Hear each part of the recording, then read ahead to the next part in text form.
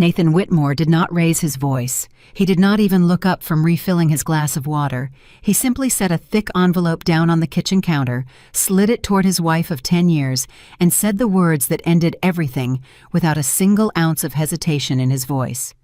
"Vivian's back. Let's get a divorce." No apology, no explanation, no flicker of guilt. As if he were canceling a dinner reservation instead of erasing a decade of someone's life. Emily Carter looked down at the papers, then up at the man she had shrunk herself for, molded herself for, disappeared for, and felt something rise inside her that she never expected in that exact moment. Relief. If you are watching this story right now, tell me the city you are watching from in the comments below so I can see just how far this story has traveled. And if you believe a woman deserves to choose herself, even after everything has been taken from her, subscribe and stay until the very end. The papers sat there on the marble counter for 11 seconds before Emily said a single word. She counted them, later, in her memory. The way she counted everything now, quietly, without letting her face show the math running behind her eyes. 11 seconds of silence in a kitchen that had cost more than her father's entire house back in Ohio. A kitchen she had never once been allowed to call messy. A kitchen where every appliance gleamed because gleaming was what Whitmore women did. Nathan stood across from her in his tailored gray suit, the one he wore to depositions when he wanted to look untouchable, and Emily understood in that instant that he had dressed for this conversation. He had planned it. He had rehearsed it. Maybe in the mirror of his office bathroom, maybe in the back of the car on the ride home. He had decided exactly how many words this marriage deserved, and the number was 12. Vivian's back. Let's get a divorce. "Say something," Nathan finally said, when her silence stretched past what he expected. There was an edge of irritation in his voice, as if her silence were an inconvenience to him, as if the least she could do was react correctly to the ending of her own marriage. Emily looked at him. Really looked, the way she used to look at patients when she still had the right to look at anyone that closely, searching for the truth underneath the surface. And what she saw was a man who had already left months ago, long before tonight, long before this envelope, long before Vivian Cole's name ever crossed his lips again. "How long," Emily asked quietly, "have you been planning this conversation?" Nathan blinked. That was not the reaction he had prepared for. "That's not the point." "It's exactly the point," Emily said. "You didn't come home and fall in love with Vivian tonight. You dressed for this. You brought paperwork. Lawyers don't draft divorce agreements in an afternoon, Nathan, so I'll ask again. How long?" He set his glass down harder than he meant to. The sound cracked through the kitchen like something breaking, though nothing had. Not yet. "Does it matter?" "It matters to me." 4 months, he admitted, and something in his jaw tightened as if the number embarrassed him, though not enough to have stopped him from doing it. "She came back from London in March. We reconnected at a fundraiser. It wasn't planned, Emily. It just happened." 4 months. Emily did the math instantly, the way her mind used to calculate drug dosages and trauma triage scores before Nathan convinced her that kind of mind was better suited for charity luncheon planning. 4 months ago was her birthday. 4 months ago, Nathan had stood in this same kitchen and told her he had a work dinner he couldn't miss, and she had eaten her birthday cake alone, slice by slice, at this same counter, while somewhere across the city, her husband was falling back in love with another woman. She did not cry. She noted, with a strange clinical distance, that she did not feel the urge to.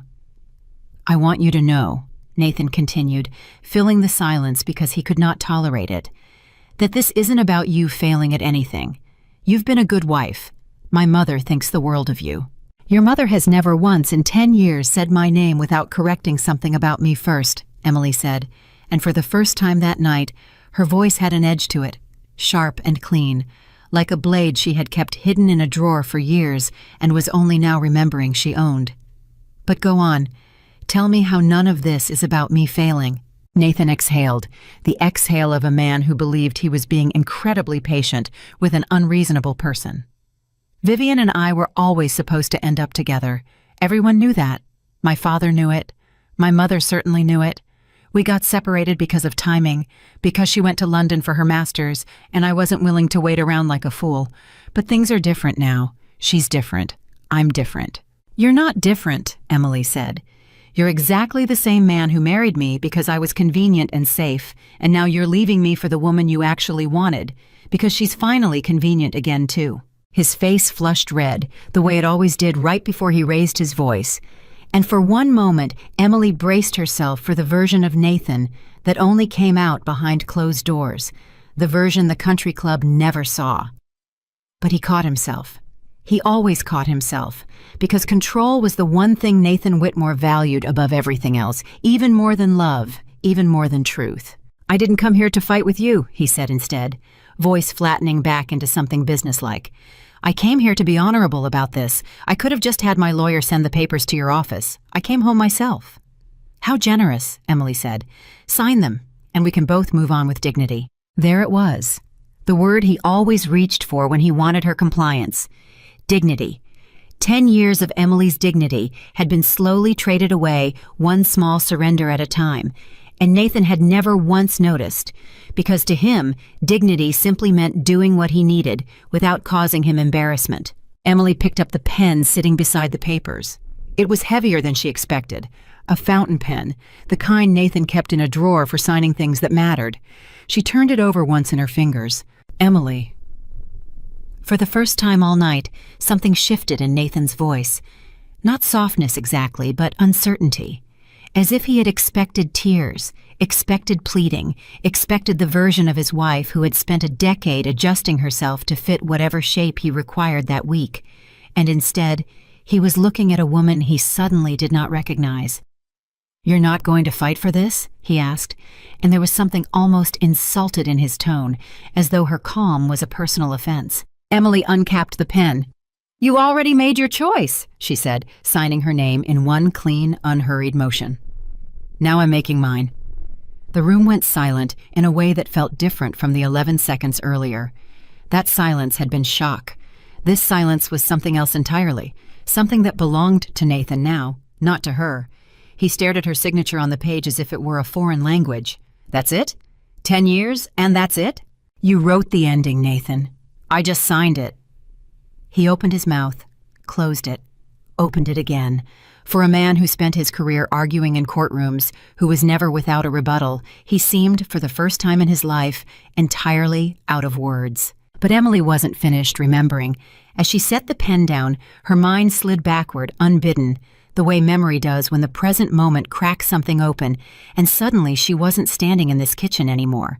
She was 26 years old again, standing in the emergency department of Mercy General, adrenaline and exhaustion running through her veins in equal measure, calling out orders to a trauma team that trusted her completely. She had been good, not good for a resident, good, period. Attending physicians requested her on their teams. Nurses fought to be paired with her shifts. She had been building toward something, toward a career treating trauma patients in crisis zones, the kind of medicine that mattered in the moment it happened, the kind of medicine where hesitation cost lives, and she had never once hesitated. Then she met Nathan Whitmore at a hospital charity gala her chief resident had dragged her to. He was charming in the particular way that powerful men learn to be charming, attentive without seeming needy, confident without seeming arrogant. He had asked about her work with what seemed like genuine fascination. He had called her brilliant. He had called her extraordinary. She had believed him. 6 months later, he proposed. A year after that, they married in a ceremony his mother planned almost entirely without Emily's input, in a venue Emily had never seen before, the day of her own wedding. And within 18 months of marriage, Nathan had begun the slow work of dismantling the woman he claimed to find extraordinary. It started small. A comment about her hours being incompatible with the social calendar a Whitmore wife needed to maintain. A suggestion that trauma medicine was simply too dangerous, too unstable, too unbecoming for the wife of a man being groomed for partner at his father's firm.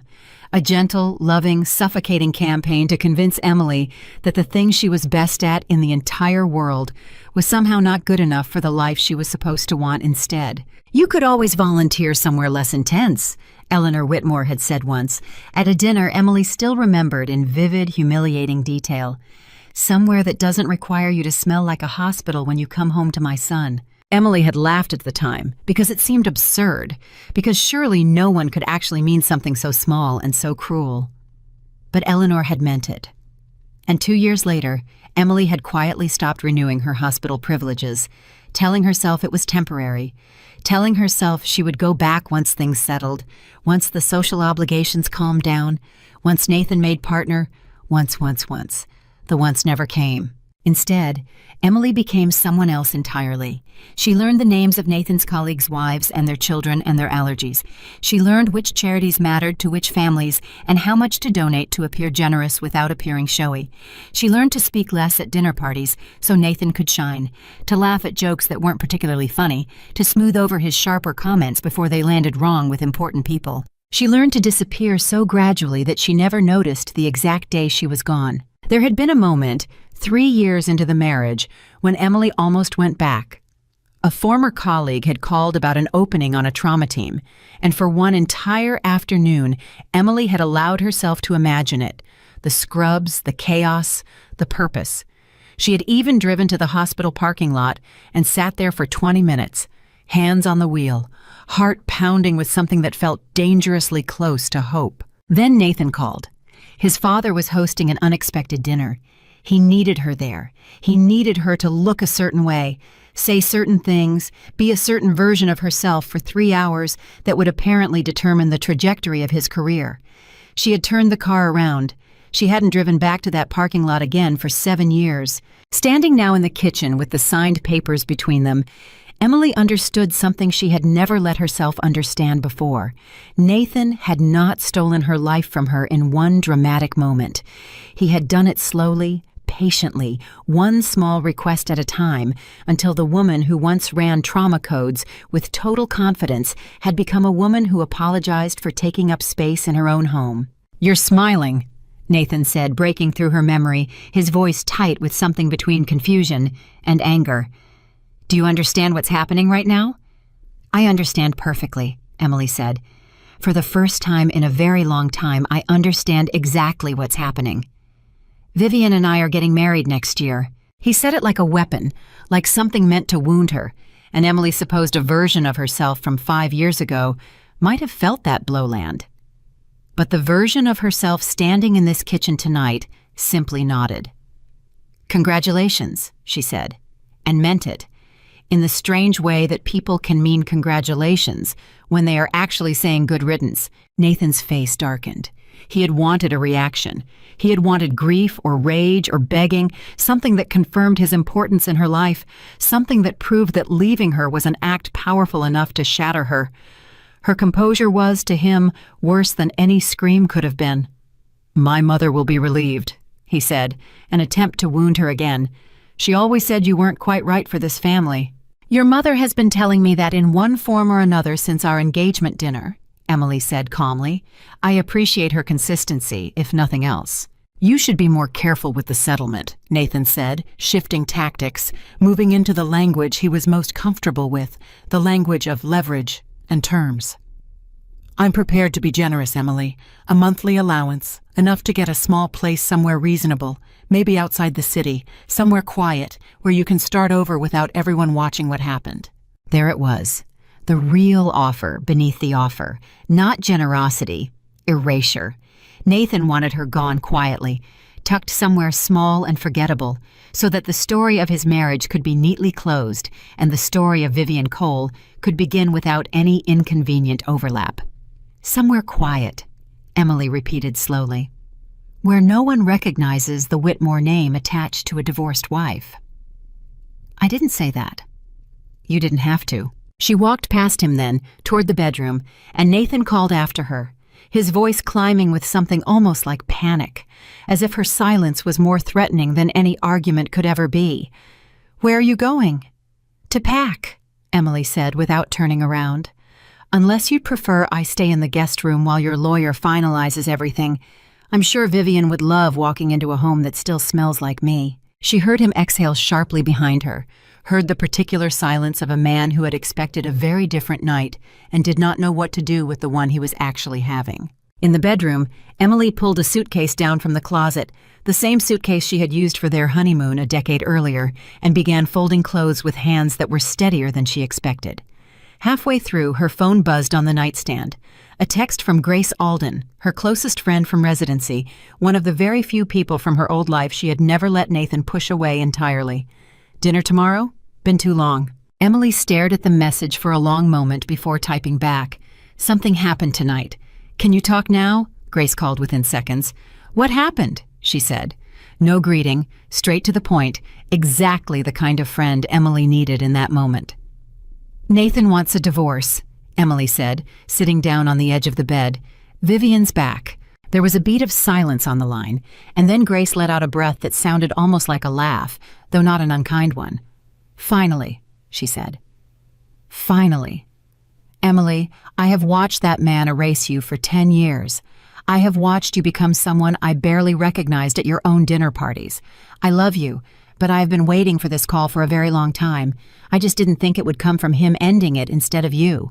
Emily felt something loosen in her chest, some tight coil she had been carrying for years without realizing its full weight. "I signed the papers," she said, without hesitating, without crying. "I don't know what that says about me." "It says you already left a long time ago," Grace said gently. "Tonight was just paperwork catching up to the truth." Emily closed her eyes. "I don't know who I am without all of this. The house, the parties, his family, his career.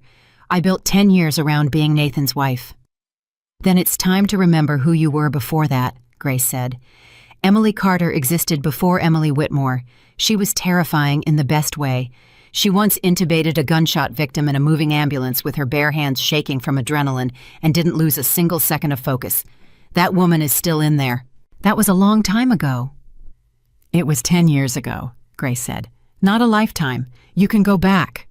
Emily hadn't let herself consider that seriously in years, and hearing it now, spoken plainly by someone who had known her before Nathan reshaped her, something inside her chest cracked open just slightly, letting in air she hadn't realized she needed. "There's something else," Grace said, her voice shifting into something more careful. "I probably should have told you sooner, but I didn't want to interfere. A friend of mine runs recruitment for an international medical relief program. They need trauma physicians for a mission in Alaska, remote communities, difficult conditions, real medicine. I mentioned your name months ago, just in case. They still have your information." Emily's hand tightened around the phone. "Grace, I'm not saying jump into anything tonight," Grace said quickly. "I'm saying the door isn't closed. It never was. You just forgot it existed." After they hung up, Emily sat alone on the edge of the bed for a long time, suitcase half packed beside her, and allowed herself, for the first time in years, to imagine a life that belonged entirely to her. The bedroom door opened without a knock. Nathan stood in the doorway, his earlier composure fully abandoned now, replaced by something raw, something that looked almost like fear, though Emily suspected it was closer to the fear of losing control rather than the fear of losing her. "You're really not going to fight this," he said, and this time it wasn't a question. "What would fighting accomplish, Nathan? You already decided. 4 months ago, apparently. Maybe longer." "I thought you'd beg," he admitted, quieter now, almost to himself. "I thought you'd cry and ask what you did wrong and promise to be better. That's what you always did." The honesty of that statement landed harder than anything else he had said all night, because it was true, and because hearing it said aloud made 10 years of her own behavior suddenly visible to her in a way it had never been before. "I know," Emily said softly. "I did always do that. Every time you criticized something about me, I apologized and tried harder to be whatever version of me you wanted that week. I stopped noticing I was doing it, but I'm not going to do it tonight." "Why not?" His voice cracked slightly, an unfamiliar sound from a man who prided himself on never losing composure. "Because there's no version of me left to apologize with," Emily said. "You took her, piece by piece, over 10 years, and tonight, instead of destroying what was left, you handed me back my freedom in an envelope. I'm not going to waste it begging you to keep the cage." Nathan stared at her, and for a long moment, neither of them spoke. Somewhere outside, the city continued exactly as it had every other night, indifferent to the quiet devastation happening in this apartment, indifferent to the marriage ending inside these walls. "Eleanor is going to want to see you before you leave," Nathan finally said, retreating into practicality because he did not know what else to do with the version of Emily standing in front of him. "To discuss the arrangements." "Tell your mother," Emily said, zipping the suitcase closed with a sound of finality, "that she'll have to discuss the arrangements with my lawyer. I won't be sitting across from her again." She left the bedroom that night with one suitcase, her medical license documents she had kept hidden in a locked drawer for years without fully understanding why, and a phone number Grace had texted her before they hung up, the contact information for a recruitment coordinator overseeing emergency medical teams headed for Alaska. She did not look back at the apartment as she walked out. She did not cry in the elevator. She did not fall apart in the back of the car that carried her to Grace's building, where a guest room and a bottle of wine were already waiting.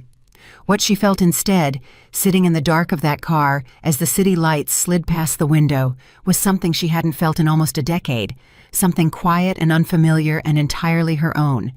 Possibility. 3 days later, while Nathan was explaining to his mother that Emily had left without a fight, without even asking for what she was legally owed, Emily was sitting across from a recruitment coordinator with her old medical license documents spread across the table between them, answering questions about trauma protocols with an ease that surprised even her. "Your credentials lapsed for a few years," the coordinator said, flipping through her file. "That's going to require some recertification before we could place you on an active team." "I understand," Emily said. "I'm ready to do whatever that requires." The coordinator studied her for a long moment, the way people study someone they're trying to decide whether to trust. "This isn't comfortable work," she said. "Remote locations, brutal conditions, unpredictable patients, minimal resources. It's not for everyone." Emily thought of 10 years spent perfecting the art of smiling at dinner parties she didn't want to attend. 10 years of shrinking herself into spaces too small to hold who she actually was. "I think," Emily said quietly, "that I've spent the last decade in something far more uncomfortable than that." What none of them knew yet, not Nathan, not Eleanor, not even Grace fully understood the depth of it, was that this was only the beginning. Somewhere in Alaska, a trauma surgeon named Lucas Bennett was assembling his medical team for the coming season, entirely unaware that the woman who once saved his life as a teenager and whom he had never stopped searching for was about to walk directly into it. 2 weeks after signing the papers that ended her marriage, Emily Carter stood in a supply room in Anchorage, holding a stack of recertification manuals thick enough to break her wrist, and for the first time in years, she felt genuinely, terrifyingly alive. The recertification process was brutal. Trauma protocols had shifted in the years she'd been gone. New medications, new equipment, new standards of care that she had to relearn from scratch, while instructors half her seniority watched to see if the woman with the decade-long gap in her resume could actually keep up.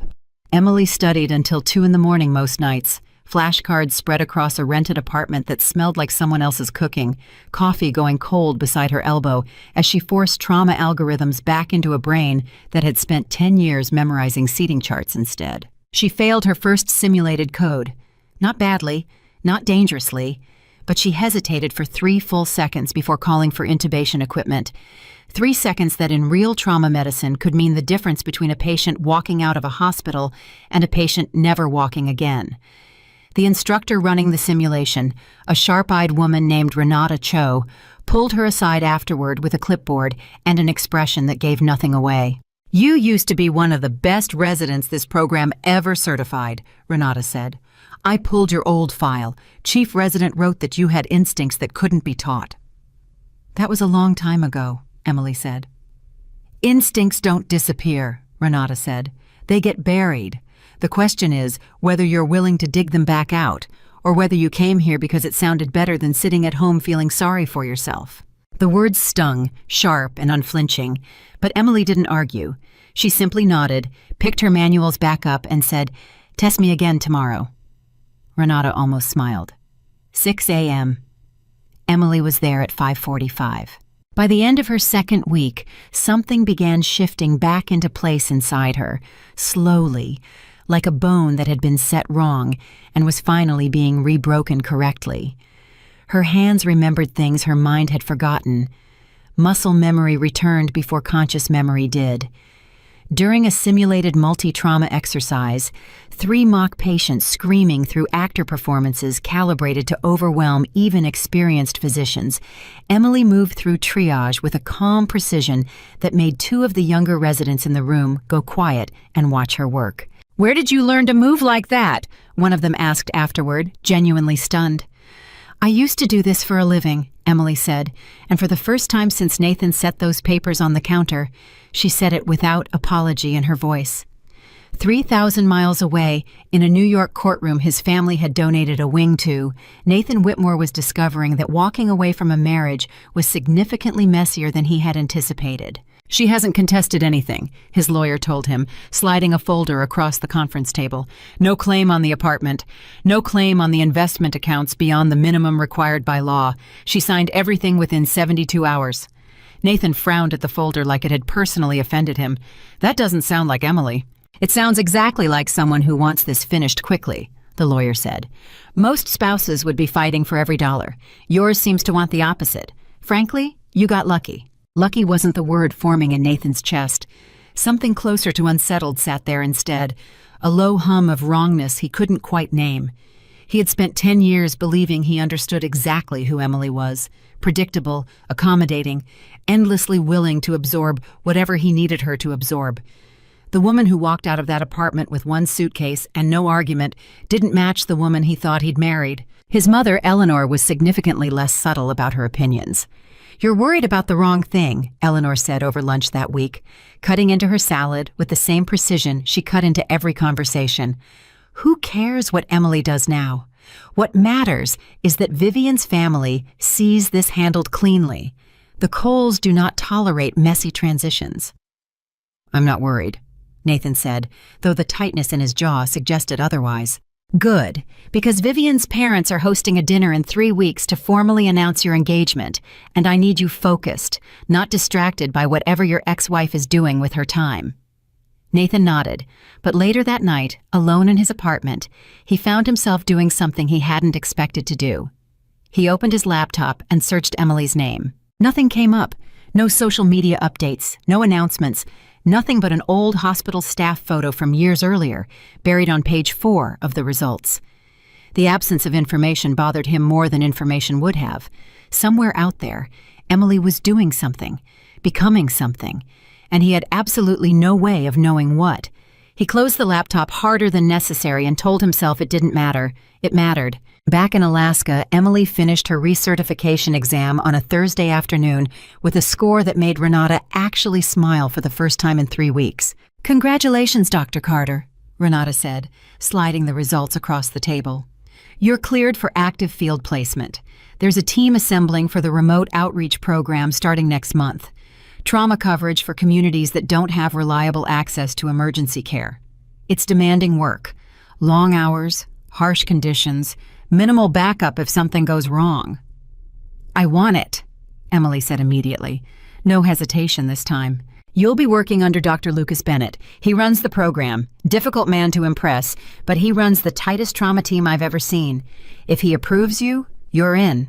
Emily had heard the name before, whispered with a kind of reverence among the other physicians in training, the way people talk about someone whose reputation has outgrown ordinary conversation. Lucas Bennett had reportedly saved a man's life in a helicopter with nothing but a pocket knife and pure nerve during a mission 2 years earlier. He'd turned down positions at 3 major hospitals to keep working remote emergency medicine. He was, according to everyone Emily had spoken to, either a genius or completely insane, depending on who was talking. She met him for the first time 4 days later, in a cramped equipment room that smelled like antiseptic and diesel fuel, where he was crouched over a supply crate checking inventory with the focused intensity of a man who trusted nothing he hadn't personally verified. "Dr. Carter," he said without looking up, which unsettled her slightly, the way he seemed to already know exactly who she was before she'd said a word. "Renata says you're sharp. Says you used to be one of the best trauma residents Mercy General ever trained, and then you disappeared for almost a decade." "That's accurate," Emily said carefully. Lucas finally looked up. He was younger than she expected, maybe late 30s, with the kind of weathered, sun-worn face that came from years spent outside hospital walls instead of inside them, and eyes that studied her with an unnerving directness, as if he were reading something written on her skin that she couldn't see herself. "Why'd you leave?" he asked. No softness in the question, just blunt curiosity. "Marriage," Emily said. "My ex-husband believed the work was incompatible with the life he wanted." "And now?" "Now there's no husband," Emily said, "and I'd like my life back." Something flickered across Lucas's face, not quite a smile, something closer to respect. "Fair enough," he said, standing and wiping his hands on his jacket. "I don't care about your gap. I care about what you do in a crisis. You'll shadow for 2 weeks. If you freeze, if you hesitate, if you can't handle the conditions out here, I'll know within the first shift, and I won't waste time being polite about it." "I wouldn't expect you to be," Emily said. Lucas studied her for another long moment, something unreadable passing behind his eyes, and then he nodded once, sharp and decisive. "First shift starts at 4 a.m. Don't be late." She wasn't late. She was there at 3:45, boots already laced, and something about her presence standing silently in the pre-dawn cold seemed to register with Lucas as exactly the answer he'd been looking for. The first real emergency came 11 days into her placement.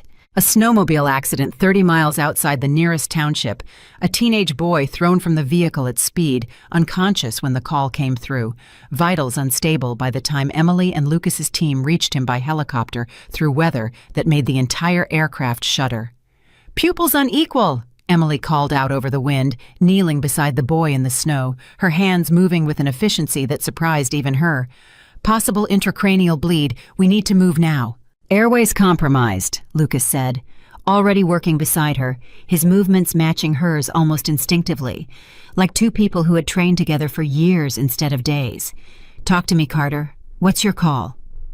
"Intubate now. Stabilize the spine. We can't wait for the hospital." "Do it." Emily's hands did not shake. 10 years of buried instinct rose to the surface in a single fluid motion, and she intubated the boy in freezing wind with a precision that made the younger paramedic beside her stare in open disbelief. The boy's oxygen stabilized, his pulse steadied. By the time they loaded him into the helicopter, his vitals had climbed back into survivable range. Lucas didn't say anything until they were airborne, the boy stable behind them, the storm rattling the helicopter's windows. "That was clean work," he finally said, studying her across the cramped cabin. 10 years off, and you just did that like you'd never left." "I told you," Emily said, breathless, adrenaline still burning through her veins in a way that felt impossibly like joy. "I want my life back." Lucas looked at her for a long moment, something in his expression shifting into a kind of quiet certainty. "I think you already got it back," he said. "Just now." The boy survived. He would walk out of the hospital 11 days later with nothing worse than a concussion and a story he'd tell for the rest of his life about the doctor who saved him in a snowstorm. And Emily, sitting in the back of that helicopter with blood on her gloves and her heart hammering with something she hadn't felt in a decade, understood that she had just crossed some invisible threshold back into the person she used to be. That night, back at the base camp, Lucas found her sitting alone outside, wrapped in a heavy coat, staring up at a sky thick with stars that New York's light pollution had never allowed her to see clearly. "Mind if I sit?" he asked. "Go ahead." He lowered himself onto the bench beside her, close enough to share warmth but careful enough to leave space, the kind of instinctive respect for boundaries that Emily hadn't experienced from a man in longer than she wanted to admit. "Renata told me your ex-husband convinced you this work was too dangerous for someone in your position," Lucas said.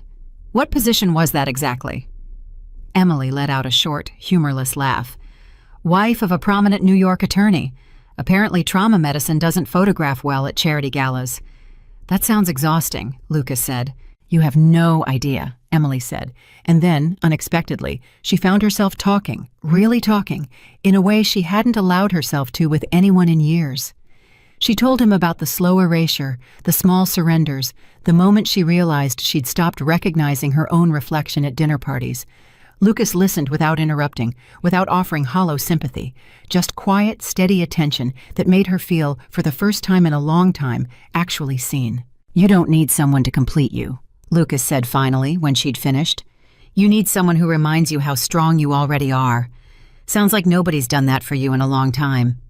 Emily turned to look at him, something warm and unfamiliar stirring in her chest. "Is that what you're doing right now?" "I'm just stating a fact," Lucas said, though something in his voice suggested it was more than that. "You did something today most physicians twice your recent experience couldn't have done. That wasn't luck. That was who you actually are, underneath everything someone else tried to convince you that you weren't." Emily didn't respond right away. She simply sat there, letting the words settle into places inside her that had been empty for a very long time, watching her breath fog in the cold Alaskan air, feeling, for the first time since the divorce papers landed on that marble counter, genuinely hopeful about what came next. Back in New York, 3 weeks later, Nathan Whitmore sat through Vivian's family's engagement dinner with a smile stretched tightly across his face and a knot of unease sitting low in his stomach that he couldn't fully explain.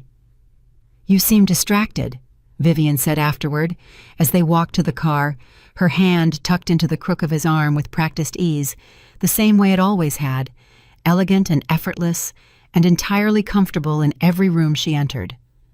"I'm fine," Nathan said. "You've checked your phone 4 times during dinner," Vivian said, arching an eyebrow. "Is it work?" "It's nothing," Nathan said, though it wasn't nothing. It was the absence of anything, the strange itch of not knowing what Emily was doing 3,000 miles away, an itch he refused to examine too closely because examining it meant admitting something he wasn't ready to admit. That night, alone in his study, he searched her name again.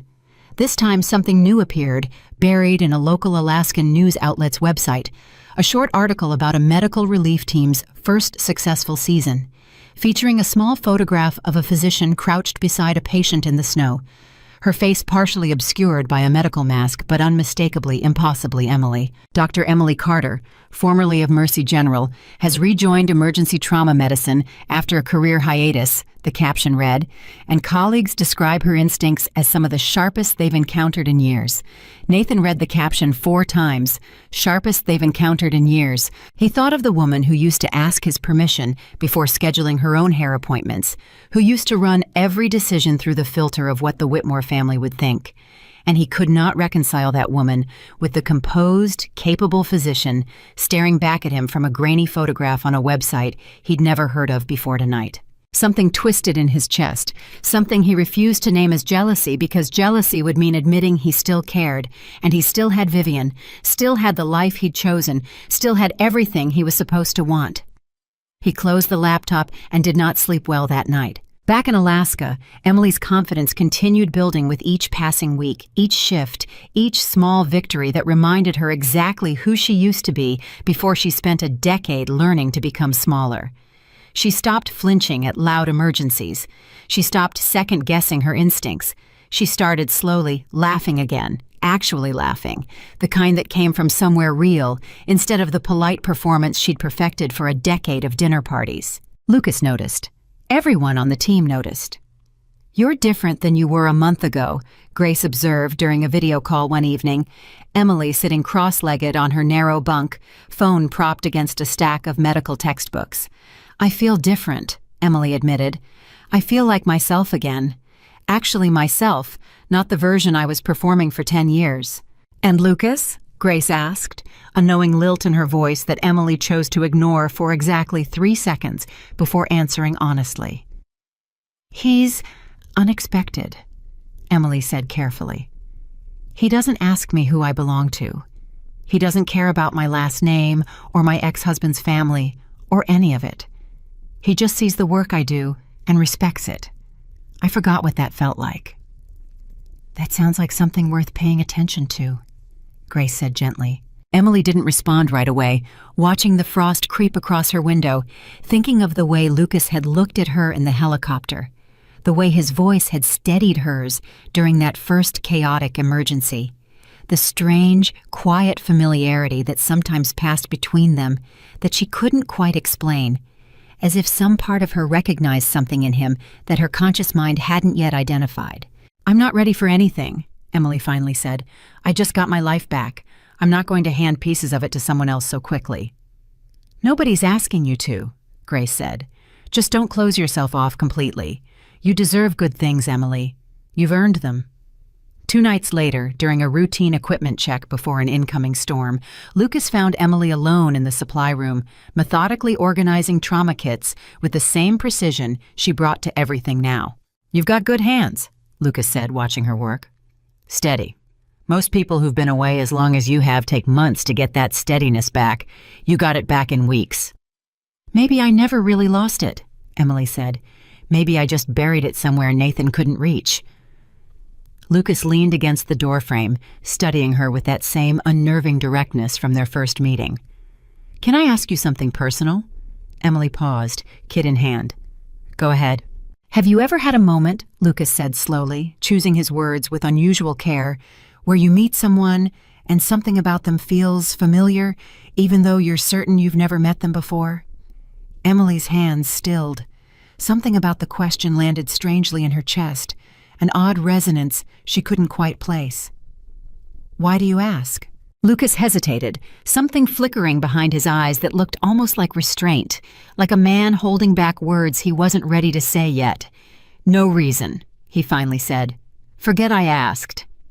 But Emily didn't forget.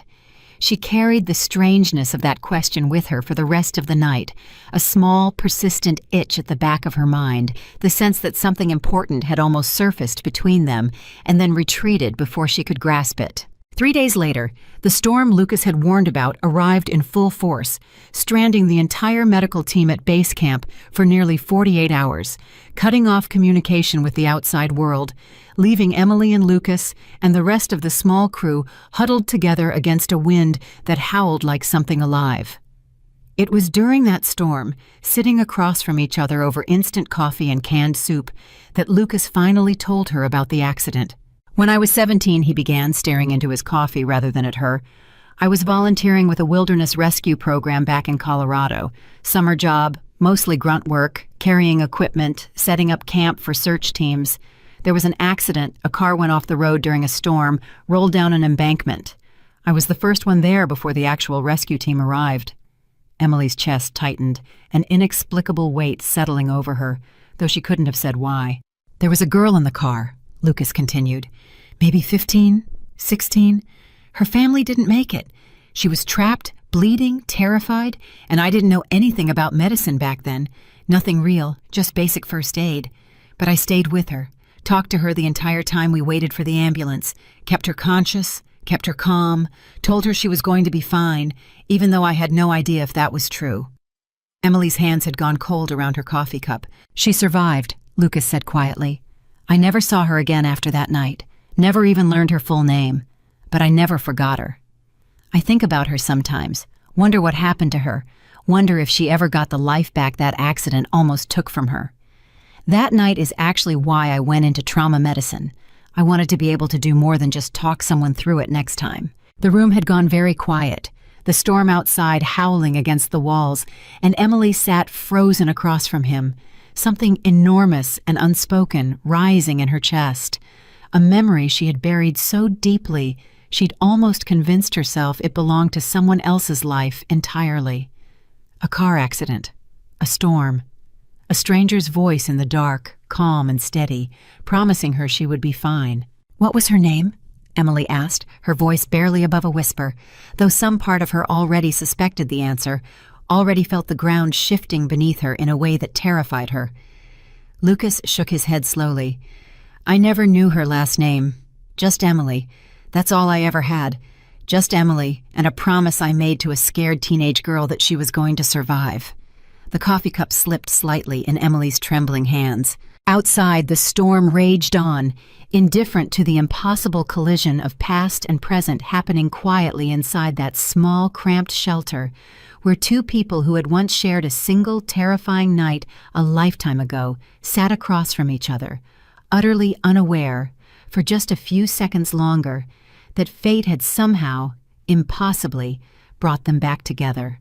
The coffee cup trembled in Emily's hand until she finally set it down, afraid she might drop it entirely, afraid that the sound of porcelain shattering against the floor might somehow break whatever fragile, impossible thing was happening in that room.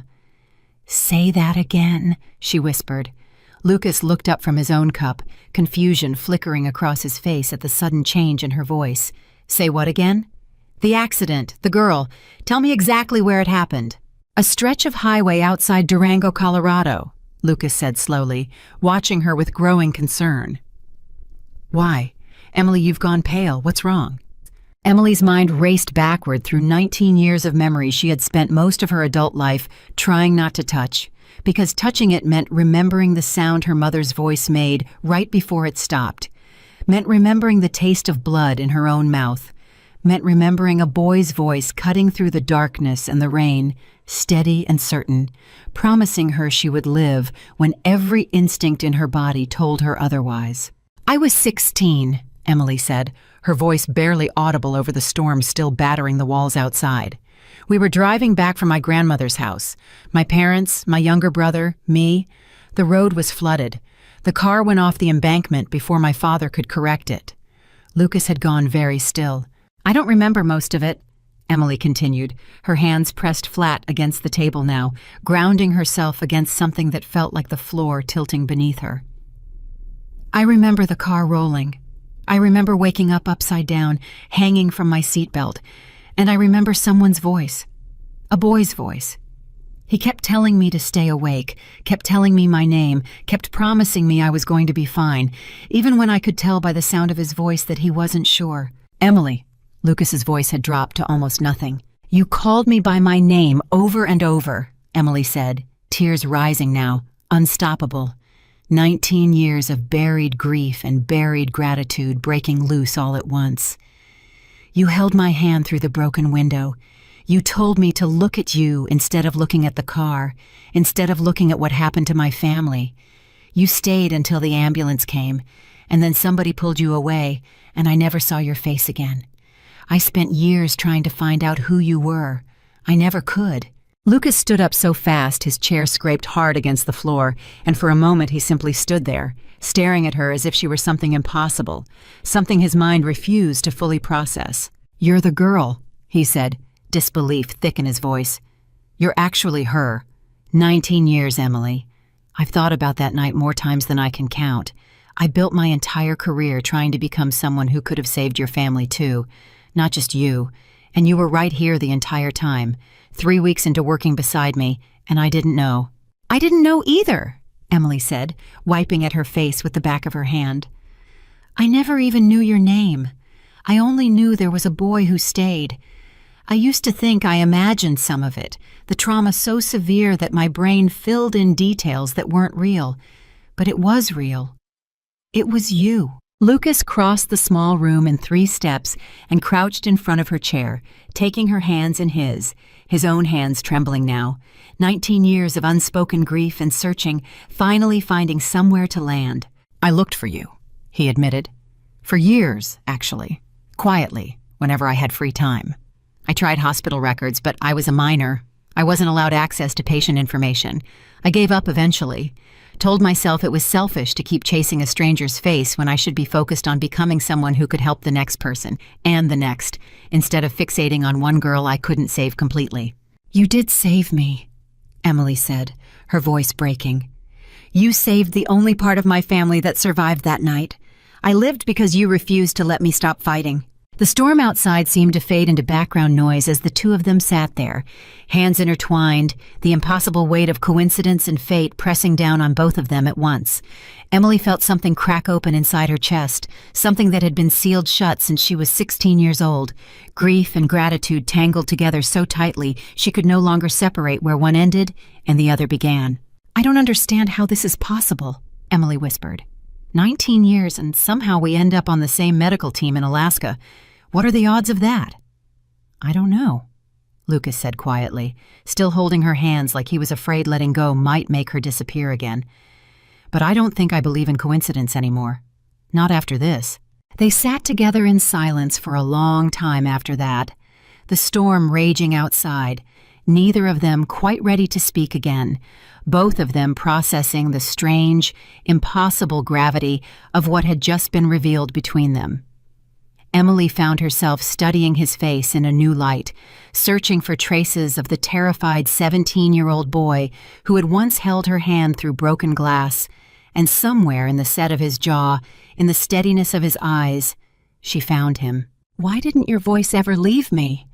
Emily finally asked, the question she'd carried unanswered for nearly 2 decades. "I've had a lot of hard moments since that night. A lot of moments where I needed strength I didn't think I had. And somehow, in the worst of them, I always remembered a stranger's voice telling me to keep looking at him instead of looking at everything falling apart around me." Lucas was quiet for a long moment. "Maybe some people leave marks on us that don't need explaining," he finally said. "Maybe you needed to survive that night to become exactly who you are now, and maybe I needed to spend that night with you to become who I am now too." Neither of them said anything else for a while. They didn't need to. The storm broke 2 days later, sunlight spilling across the base camp for the first time in nearly a week, and with it came the return of cell signal, internet access, and the outside world crashing back into Emily's life all at once. Dozens of missed messages populated her phone screen, most from Grace, checking in with increasing worry as the storm cut off communication, but one message near the bottom stopped her cold. It was from an unknown number, though the area code was unmistakably New York. "Emily, it's Nathan. I saw an article about you.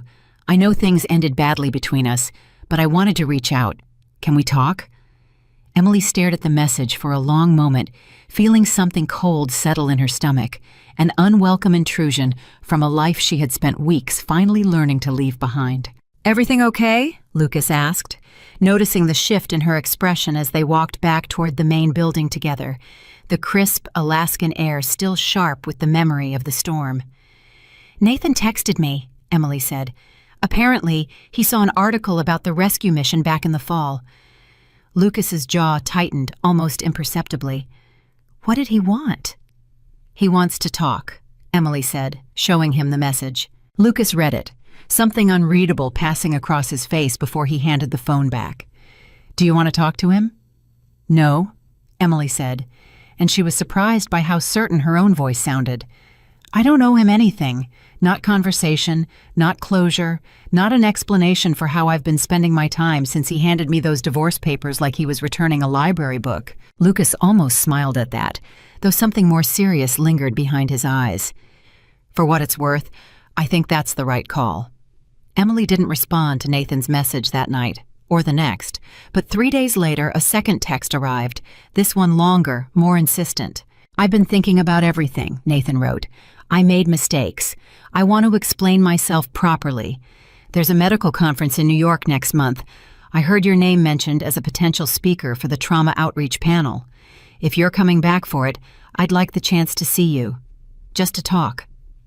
Emily forwarded the message to Grace immediately, her thumb hovering over the screen with something between disbelief and anger. Grace called within minutes. "He wants to see you? After everything?" "He wants to explain himself," Emily said flatly. 19 years, and he's suddenly interested in an explanation for how he treated me. Convenient timing, don't you think? Right after an article makes me sound successful." "You think he's threatened," Grace said, understanding immediately. "I think Nathan Whitmore has never once been interested in me for who I actually am," Emily said. "He was interested in the version of me that made him look good at dinner parties. And now that version doesn't exist anymore, and he doesn't know what to do with the one that's left." "Are you actually going to the conference?" Grace asked. Emily hesitated, and in that hesitation was the truth. The invitation to speak on the trauma outreach panel was real, and part of her, the part that had spent a decade convincing herself her work didn't matter, desperately wanted to stand on that stage and prove otherwise. But going meant returning to New York. Going meant risking an encounter with Nathan, with Eleanor, with an entire world she had worked so hard to leave behind. "I don't know yet," Emily admitted. Back in New York, Nathan's second attempt at contact had not gone unnoticed.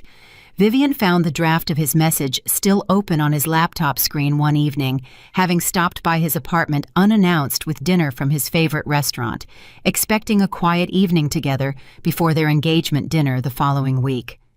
"What is this?" Vivian asked, her voice carrying an edge Nathan had never heard from her before, not in all their years of history together. Nathan startled, closing the laptop too quickly, too obviously guilty. "It's nothing. Just tying up loose ends from the divorce." "Loose ends," Vivian repeated slowly. "Nathan, I read what you wrote. You're inviting your ex-wife to a conference so you can, and I quote, explain yourself. What exactly needs explaining 9 months after she signed the papers without a single objection?" "I just want closure," Nathan said, the excuse sounding thin even to his own ears. "You already have closure," Vivian said. "She signed the papers. She left without a fight. That is closure, Nathan. What you're describing sounds like something else entirely." Nathan opened his mouth to argue and found, for the first time in this entire relationship, that he had no ready defense. Vivian studied him for a long, uncomfortable moment, something calculating and hurt moving behind her carefully composed expression. "Is this about the article?" she finally asked. "The one about her rescue work. My mother mentioned it at brunch, said it was strange seeing Emily's name attached to something so impressive after everything you told our family about her." "What did I tell your family?" Nathan asked, suddenly defensive. "That she was fragile," Vivian said. "That she couldn't handle real responsibility. That the marriage failed, partly because she wasn't equipped for the life you needed. That's what you told everyone, Nathan. And now you're staring at articles calling her one of the sharpest trauma physicians a relief program has seen in years, and something about that is clearly eating you alive." Nathan said nothing, which was, in its own way, confirmation enough. Vivian set the takeout bags down on the counter with deliberate care, the kind of care people use when they're trying very hard not to throw something across the room. "I need you to understand something," she said, her voice tight and controlled. "I did not come back into your life to be the consolation prize you settle for because you're afraid of watching your ex-wife succeed without you. If you still have feelings you haven't dealt with, deal with them now, before our engagement dinner, before our wedding, before any of this goes further." "I don't have feelings for Emily," Nathan said quickly, too quickly. "Then delete the message," Vivian said, sliding the laptop back toward him. "Right now, in front of me." Nathan hesitated for exactly 1 second too long before opening the laptop and deleting the draft, and that single second of hesitation told Vivian everything she needed to know, though she said nothing more about it that night, filing the moment away with the quiet, calculating precision of a woman who had learned long ago never to let anyone see exactly how much she'd noticed. What Nathan didn't know, what none of them knew yet, was that Vivian's return to New York wasn't quite the romantic reunion story Eleanor had constructed for the family. Vivian had left London not because she suddenly remembered her love for Nathan, but because her own engagement to a British financier had collapsed spectacularly 6 months earlier, leaving her needing to rebuild her social standing quickly. And Nathan Whitmore, wealthy, established, and conveniently still emotionally available, had simply been the fastest, cleanest path back to the kind of life she was accustomed to. She had never expected competing with a ghost, and an ex-wife with a growing reputation and international headlines was proving to be a significantly more formidable ghost than she had anticipated. Back in Alaska, Emily continued wrestling with the conference invitation for nearly a week before Lucas found her sitting alone outside base camp one evening, staring at her phone with an expression he'd come to recognize as her thinking face, the one she wore when working through a difficult diagnosis. "Still deciding about New York?" he asked, sitting down beside her. "I keep going back and forth," Emily admitted. "Part of me wants to stand on that stage and talk about the work we're doing here. Part of me is terrified of what happens if I run into Nathan, or worse, his mother." "What are you actually afraid of?" Lucas asked. "Not the logistics, the real fear." Emily considered the question carefully before answering. "I'm afraid that stepping back into that world, even for a weekend, might make me shrink again. I spent 10 years disappearing in that city. I don't know if I'm strong enough yet to walk through it without some part of that old version of myself trying to take over." Lucas was quiet for a moment, studying her with the same steady attention he'd shown her since the day they met. "I've watched you intubate a patient in a blizzard without your hands shaking," he finally said. "I've watched you run triage during a mass casualty drill better than physicians with twice your recent field experience.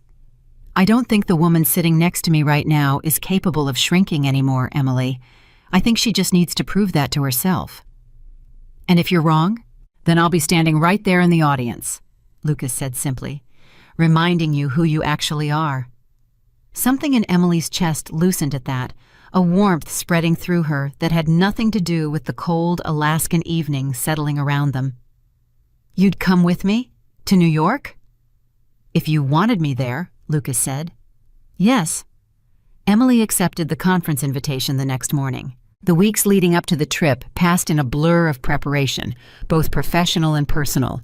Emily worked with Renata to finalize her presentation on remote trauma outreach protocols, drawing on months of field data and the specific successes of Lucas's program, while simultaneously trying to steady herself for the emotional reality of returning to a city that still held so many complicated ghosts. Grace insisted on meeting her the moment she landed.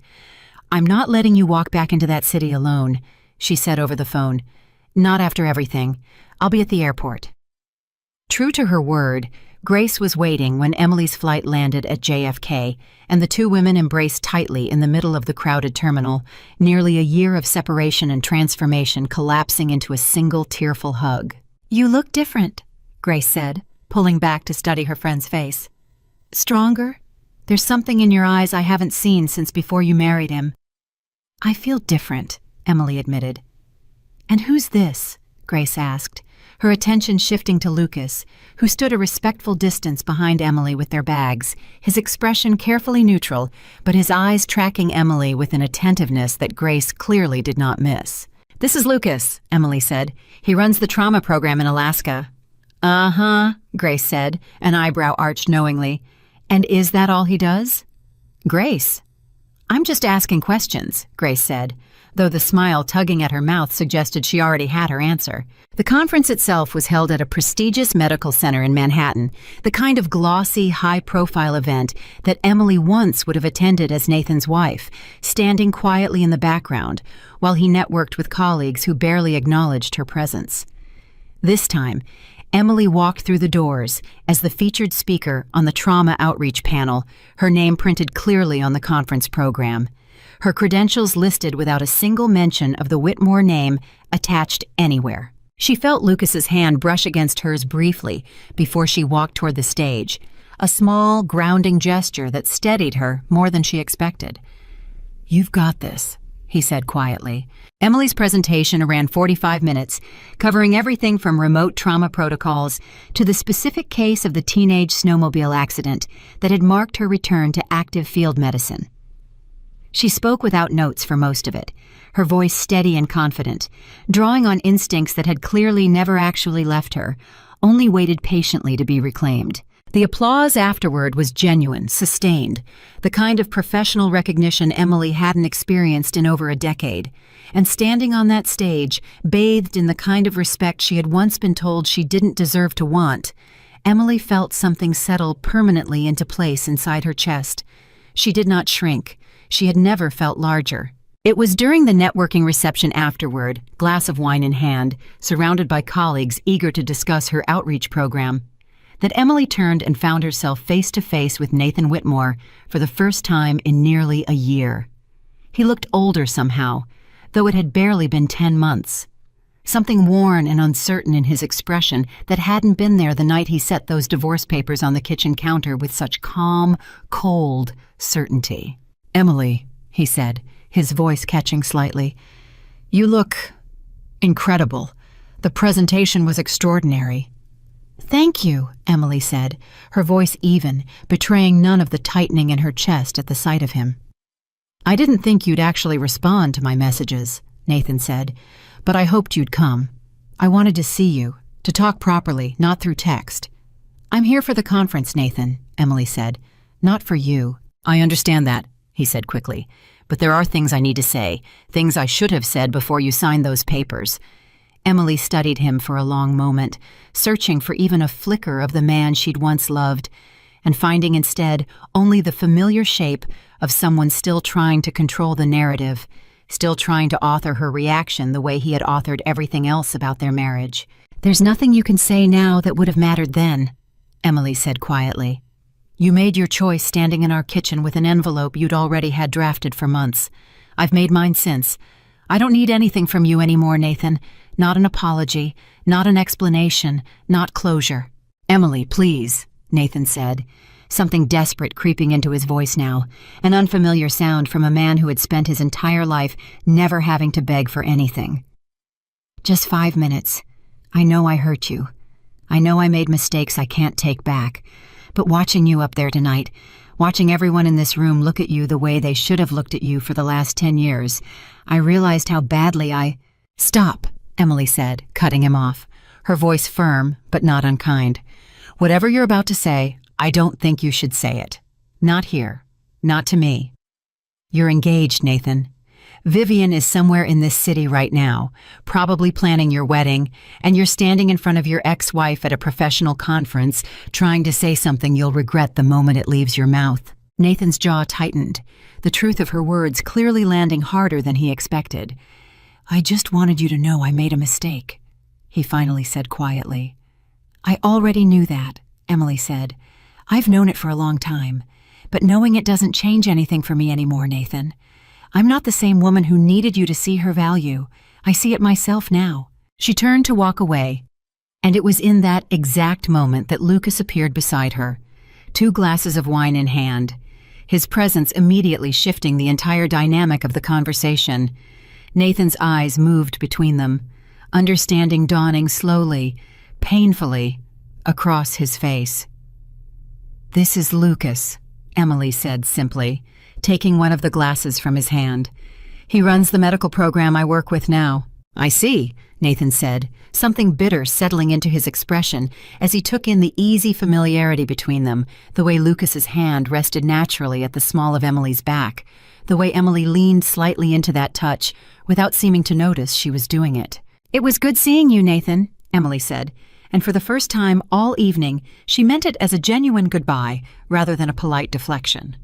"I hope you find whatever you're actually looking for. I hope it's not this." She walked away without looking back, Lucas beside her, and Nathan stood frozen in the middle of the reception, watching the woman he had once dismissed as too fragile for real life disappear into a crowd of colleagues who respected her more in one evening than he had in an entire decade of marriage. Across the room, unnoticed by either of them, Vivian Cole stood near the entrance, having arrived unannounced to surprise Nathan after the conference, and she had witnessed the entire exchange from a distance close enough to read every word on his face. She did not approach him. She simply turned, quietly, and walked back out into the New York night, already understanding something Nathan himself hadn't fully admitted yet, something that would detonate their engagement in ways none of them could have predicted. Because the woman he claimed to have moved past was, quite clearly, still standing directly in the center of his unfinished business, and Vivian Cole had not returned from London to spend the rest of her life playing second place to a ghost. Nathan didn't notice Vivian had ever been there. He stood alone near the bar for a long moment after Emily disappeared into the crowd, his drink untouched, his mind replaying the sight of Lucas's hand resting so naturally against her back, the easy way she'd leaned into it without seeming to notice she was doing it. He had spent 10 years cultivating exactly that kind of comfortable, wordless intimacy with Emily, and it had taken another man less than a year to build the same thing from nothing. He didn't go home right away. He told his driver to circle the block twice before finally heading back to his apartment, needing the extra minutes to arrange his face into something presentable, something that wouldn't betray whatever had cracked open inside him at that reception. Vivian was already there when he arrived. She was sitting in his living room with the lights dimmed low, a glass of wine in her hand that she hadn't touched, her posture perfectly composed in the way that Nathan had learned, over months of dating her again, meant she was holding something back with tremendous effort. "You're home early," Nathan said carefully, setting his keys down. "I was at the conference," Vivian said, without preamble, without the soft warmth she usually greeted him with. "I came to surprise you. I stood by the doors for almost 10 minutes before I decided to leave instead. Nathan's stomach dropped. Vivian, don't, she said, holding up a hand, her voice level and controlled in a way that was somehow more frightening than if she'd screamed. I watched you follow her across that room with your eyes the entire time she was speaking. I watched your face when that man put his hand on her back. I've known you a long time, Nathan. I know exactly what that expression means because I used to be the reason you wore it. It's not what you think, Nathan said, though even to his own ears the protest sounded hollow, reflexive, the kind of denial a man reaches for automatically rather than one he actually believes. Then tell me what it is, Vivian said, because from where I was standing, it looked like a man watching the life he threw away build something extraordinary without him and hating every second of it. Nathan sat down heavily on the arm of the sofa, running a hand through his hair, the composed attorney facade finally cracking in front of the one person he'd never quite managed to fool completely. I don't know what I felt tonight, he admitted quietly. I told myself I was over it, over her. I told myself this whole thing with the conference invitation was about closure, about being the bigger person, extending an olive branch. And was it? I don't know anymore, Nathan said, and the honesty of it seemed to surprise him as much as it did Vivian. Vivian set her wine glass down with deliberate precision, the sound of glass against wood unnervingly loud in the quiet apartment. I didn't come back from London to be somebody's consolation prize, she said, echoing words she'd said weeks earlier, except this time there was no warmth left in her voice at all, only cold, exhausted clarity.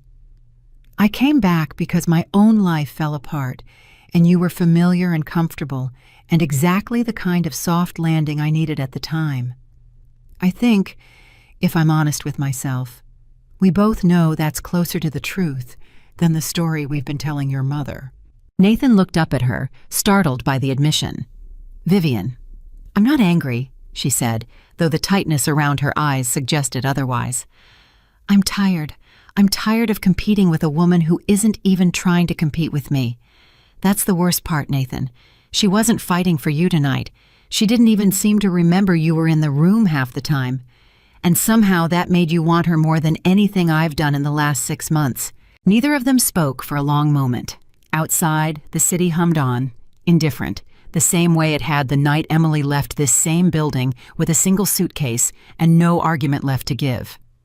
I think, Vivian finally said, standing and gathering her coat, we both need to think very carefully about what we're actually doing here. Because I refuse to spend the next 50 years watching you flinch every time her name comes up in conversation. Where are you going? Nathan asked, panic edging into his voice as she moved toward the door. Home, Vivian said simply. Alone. I think we could both use some space before that engagement dinner your mother is so determined to throw.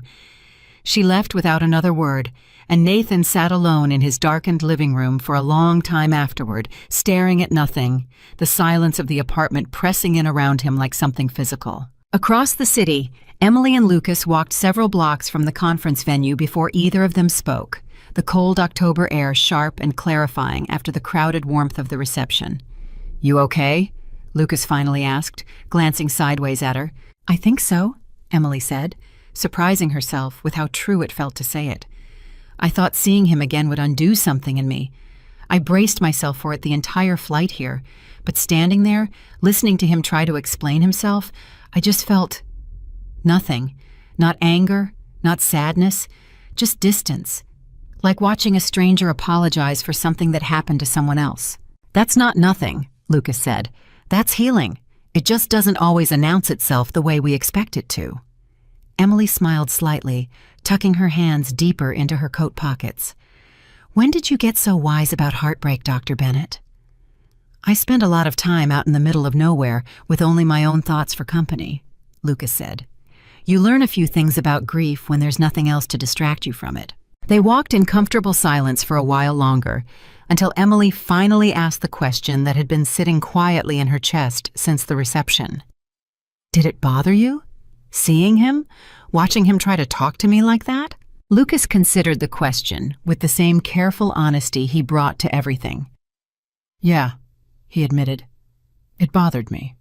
Not because I don't trust you, because I watched a man who had you for 10 years and never once seemed to understand what he actually had. And some selfish part of me wanted to tell him exactly how much he lost. You didn't say anything, though, anything. Wasn't my place, Lucas said. Tonight was yours. You didn't need me swooping in to defend you. You did that perfectly well on your own. Emily stopped walking, turning to face him fully under the glow of a street lamp, something warm and unguarded rising in her chest that she no longer felt the urge to suppress. "Thank you," she said quietly, "for coming with me, for standing there and just letting me handle it my own way." "Always," Lucas said, and the simplicity of the word, the total lack of conditions attached to it, settled into Emily's chest like something she'd been waiting her entire adult life to hear. Grace called the next morning while Emily was packing for the flight back to Alaska, her voice bursting with barely contained curiosity the moment Emily picked up. "Okay, tell me everything. How did it go with Nathan? And don't leave out a single detail about Lucas standing there like some kind of bodyguard." Emily laughed, the sound easy and genuine. "Nathan tried to apologize. I told him it didn't matter anymore, and Lucas didn't say a word the entire time, just stood there, and somehow that was exactly what I needed." "And?" Grace pressed. "What's actually going on between you two? Don't tell me nothing, Emily. I saw the way that man looked at you at the airport like you personally hung the sun." Emily hesitated, folding a sweater slowly, considering how to put into words something she was still working out for herself. "I don't know yet," she finally admitted. "I know I feel safe with him in a way I never felt with Nathan, not even at the very beginning. I know he sees me, the actual me, not some version he's trying to shape into something else. But I just got my life back, Grace. I'm scared of moving too fast and losing myself in someone else's expectations all over again." "Lucas doesn't strike me as someone with expectations," Grace said gently. "He strikes me as someone who's just been waiting a very long time for the right person to walk back into his life." Emily didn't respond to that right away, but the words settled somewhere deep inside her, alongside everything else she was still learning to feel without fear attached to it. Meanwhile, word of the reception encounter had already begun spreading through the narrow, gossip-hungry circles of the Whitmore family's social world. Eleanor heard about it first from a friend who'd attended the conference as a hospital board member, and she called Nathan before he'd even finished his morning coffee.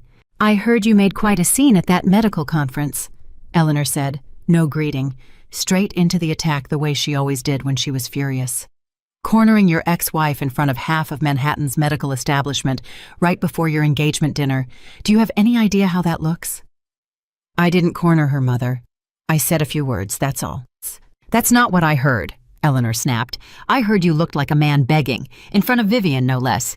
Do you understand what's at stake here? The Coles are already whispering about postponing the engagement announcement. If this falls apart because you can't let go of a woman you divorced almost a year ago, I will not be able to fix it for you, Nathan. Some things even I cannot repair." Nathan closed his eyes, pressing his fingers against his temple, the weight of the last 24 hours finally catching up to him all at once. "I understand, Mother." "Do you?" Eleanor's voice sharpened further.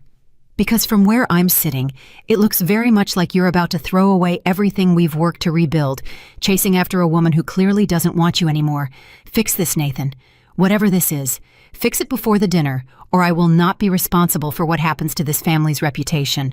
She hung up without waiting for a response, and Nathan sat alone in his kitchen, the same kitchen where he'd once set divorce papers down with such careless confidence, staring at his own reflection in the dark window, and finding, for the first time in his life, that he didn't recognize the man staring back. By the time Emily's flight lifted off from JFK that afternoon, carrying her and Lucas back toward the quiet, frozen certainty of Alaska, 3 separate and equally unstable fractures had already begun spreading through the life she'd left behind. Vivian was reconsidering everything. Eleanor was demanding answers Nathan couldn't give. And somewhere beneath all of it, Nathan himself was beginning to understand, slowly, painfully, that the woman he'd dismissed as too fragile to matter had quietly become the single most important reckoning of his entire adult life. Emily didn't know any of this yet. She sat beside Lucas as the plane climbed above the city skyline, watching Manhattan shrink into a distant, glittering blur beneath the clouds, and felt, for the first time since stepping off that plane 2 days earlier, entirely, completely unburdened.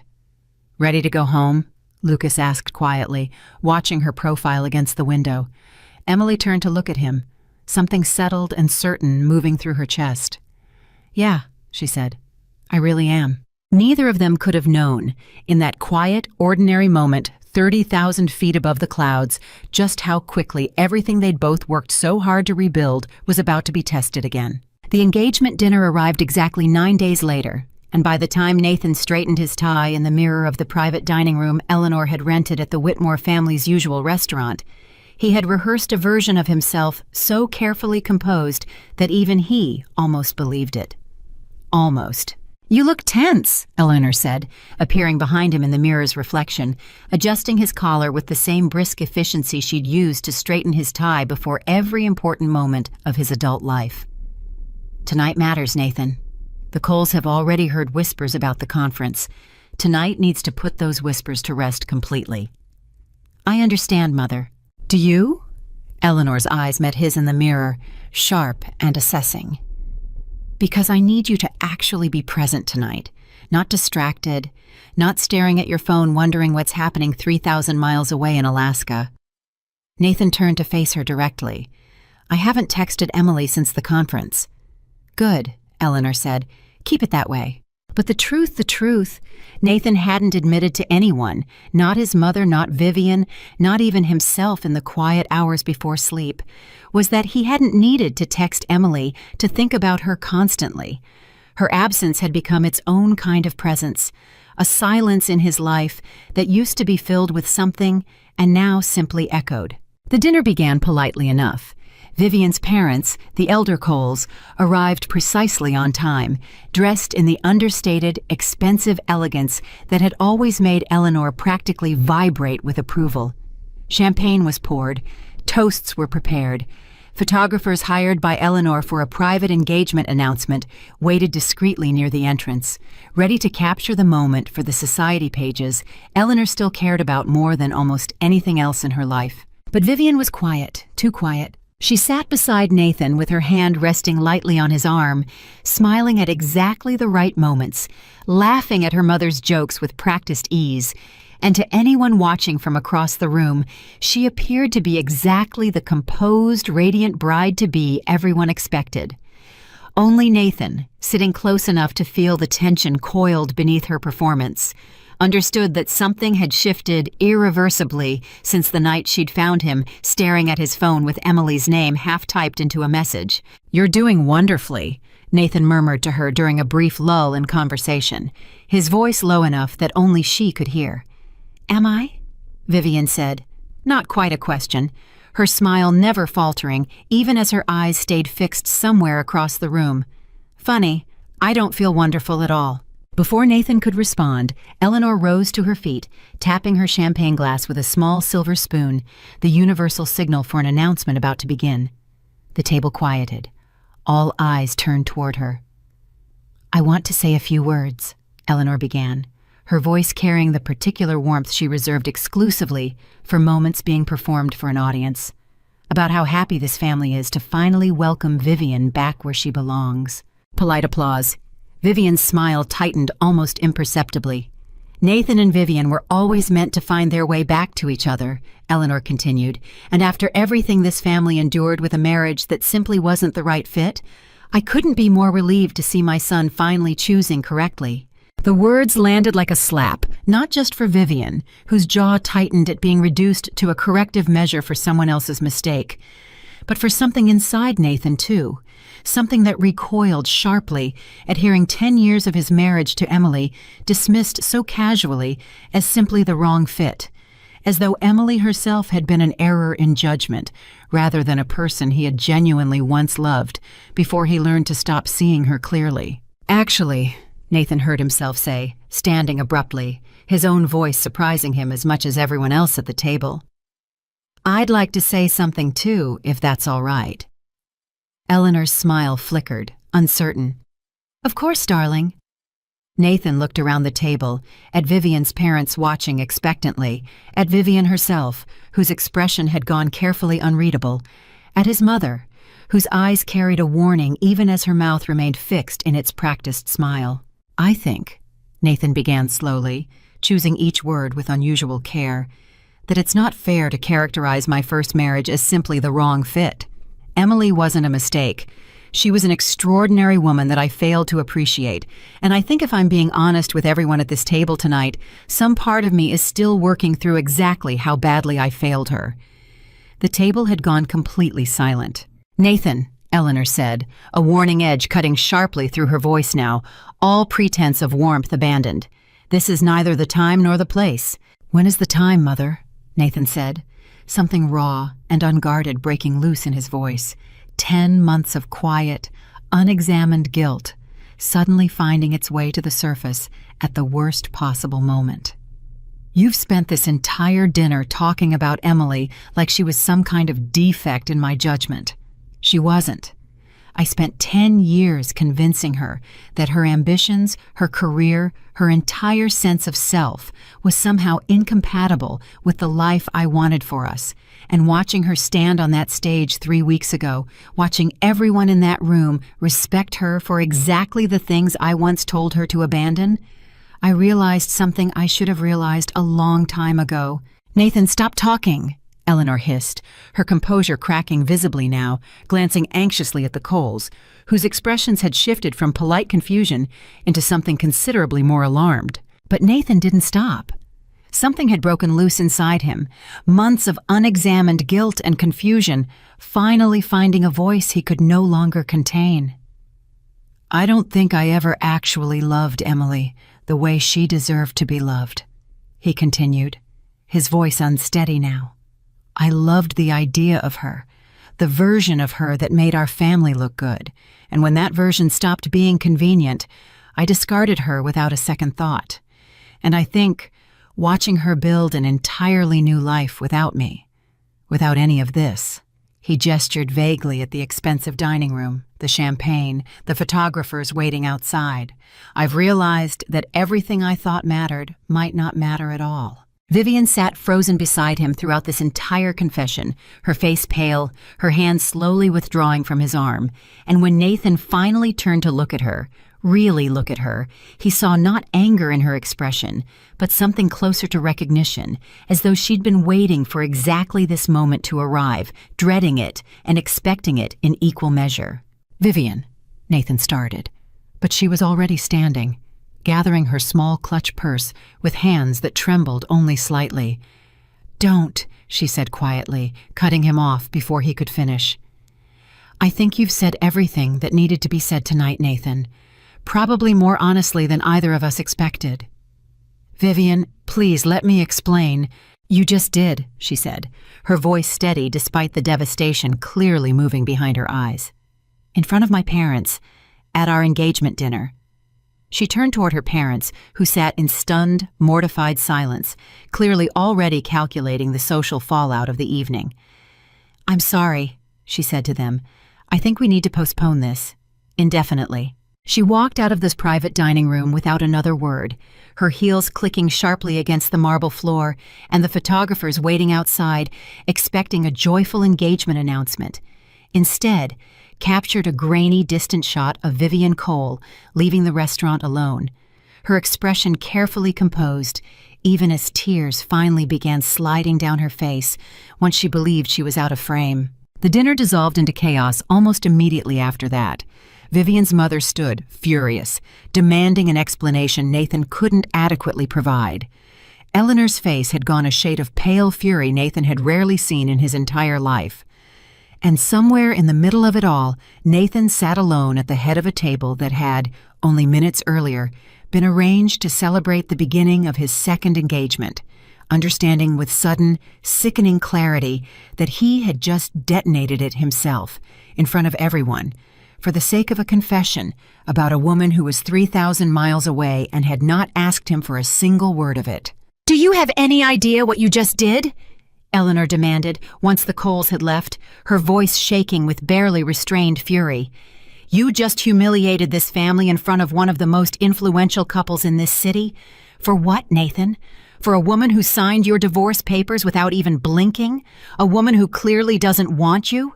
I don't know what I did it for, Nathan admitted quietly, staring at the ruins of the evening spread across the table, untouched food and half-empty champagne glasses. I just know I couldn't keep pretending anymore. Pretending what? Eleanor snapped. That I'm actually happy, Nathan said. That any of this ever made me happy. Eleanor stared at her son for a long moment, something shifting behind her sharp, calculating eyes, though whether it was concern or continued fury, Nathan couldn't quite tell. You need to fix this, she finally said. Whatever this is, call Vivian. Apologize. Beg if you have to. This family cannot survive another scandal. I'm not calling Vivian, Nathan said quietly. Excuse me? I'm not going to beg a woman to marry me when the only thing I could think about during our own engagement dinner was somebody else, Nathan said, and the honesty of the statement seemed to settle something inside him, even as it visibly horrified his mother. That's not fair to her mother. She deserves better than being someone's second choice. Eleanor's mouth opened, then closed, momentarily speechless, an occurrence rare enough that Nathan almost would have found it funny under any other circumstances. You're going to end up alone, she finally said, her voice cold. You do understand that, don't you? You threw away a good marriage for a fantasy, and now you're throwing away a second chance for the same fantasy. Emily has moved on completely, Nathan. She has a life now that doesn't include you. Whatever you're chasing, it isn't there anymore. Her words landed harder than anything else said all evening, precisely because Nathan suspected, with a growing, uncomfortable certainty, that they were entirely true. News of the collapsed engagement spread through Manhattan's social circles within days, distorted and exaggerated with each retelling, until the story bore only passing resemblance to what had actually happened in that private dining room. Some versions claimed Nathan had left Vivian at the altar. Others claimed a scandalous affair had been exposed. By the time the story reached Grace, secondhand through a mutual acquaintance still connected to that world, it had transformed into something almost unrecognizable. You need to hear this, Grace said, calling Emily immediately, practically breathless with the news. Nathan's engagement to Vivian fell apart, at the dinner, in front of everyone. Emily, sitting in the small kitchenette of her Alaska apartment preparing dinner after a long shift, went very still. What happened? Apparently, he gave some kind of speech about how he never really loved her, how he made a mistake letting you go, right there in front of Vivian's entire family, Grace said. It's all anyone's talking about. Eleanor is reportedly furious. Vivian left the restaurant in tears. Emily set down the knife she'd been using. Something complicated and uncomfortable settling in her chest, an emotion she couldn't immediately name. Not satisfaction exactly, though some small, human part of her couldn't deny a flicker of something close to it. Mostly, though, what she felt was a strange, distant pity for Vivian, whom she'd never met, whose engagement had just been publicly detonated for the sake of a confession that had nothing to do with her at all. "Are you okay?" Grace asked, noticing the silence. "I'm fine," Emily said slowly. "It's just strange. Nathan spent 10 years making me feel like I was the problem in our marriage, and now, apparently standing in front of an entirely different woman, he's decided I was actually what he wanted all along. It doesn't change anything for me, Grace, but it's strange to hear." "Do you think he's going to try to contact you again?" Grace asked carefully. Emily considered the question, staring out the small window at the darkening Alaska sky. "I think he might try," she admitted. "But it doesn't matter. Whatever door existed between us closed the moment I signed those papers. Nothing that happens in his life now changes that." She meant it mostly, though a small, uneasy part of her recognized that Nathan's very public unraveling would inevitably, eventually, find its way back to her doorstep, regardless of how firmly she believed that chapter of her life was finished. She was right. 3 days later, while Emily was finishing an equipment inventory in the supply room, her phone buzzed with a call from a New York number she didn't recognize. She almost let it go to voicemail, but something made her answer. "Emily Carter?" an unfamiliar woman's voice asked. "Speaking." "My name is Vivian Cole," the voice said, and Emily's entire body went rigid with surprise. I know this call is unexpected. I got your number from a mutual contact at the conference. I hope you don't mind." Emily set down her clipboard slowly, moving to sit on an overturned supply crate, bracing herself for whatever this conversation was about to become. "How can I help you, Vivian?" "I'm not calling to fight with you," Vivian said quickly, as though anticipating Emily's guarded tone. "I actually wanted to thank you." "Thank me?" Emily repeated, genuinely startled.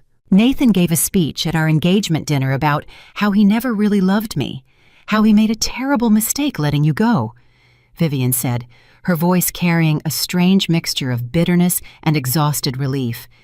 "It was humiliating, honestly, in front of my entire family, but it was also the most honest thing that man has said to me in the entire 6 months we spent rebuilding whatever we thought we were rebuilding." Emily didn't know what to say, so she said nothing, letting Vivian continue.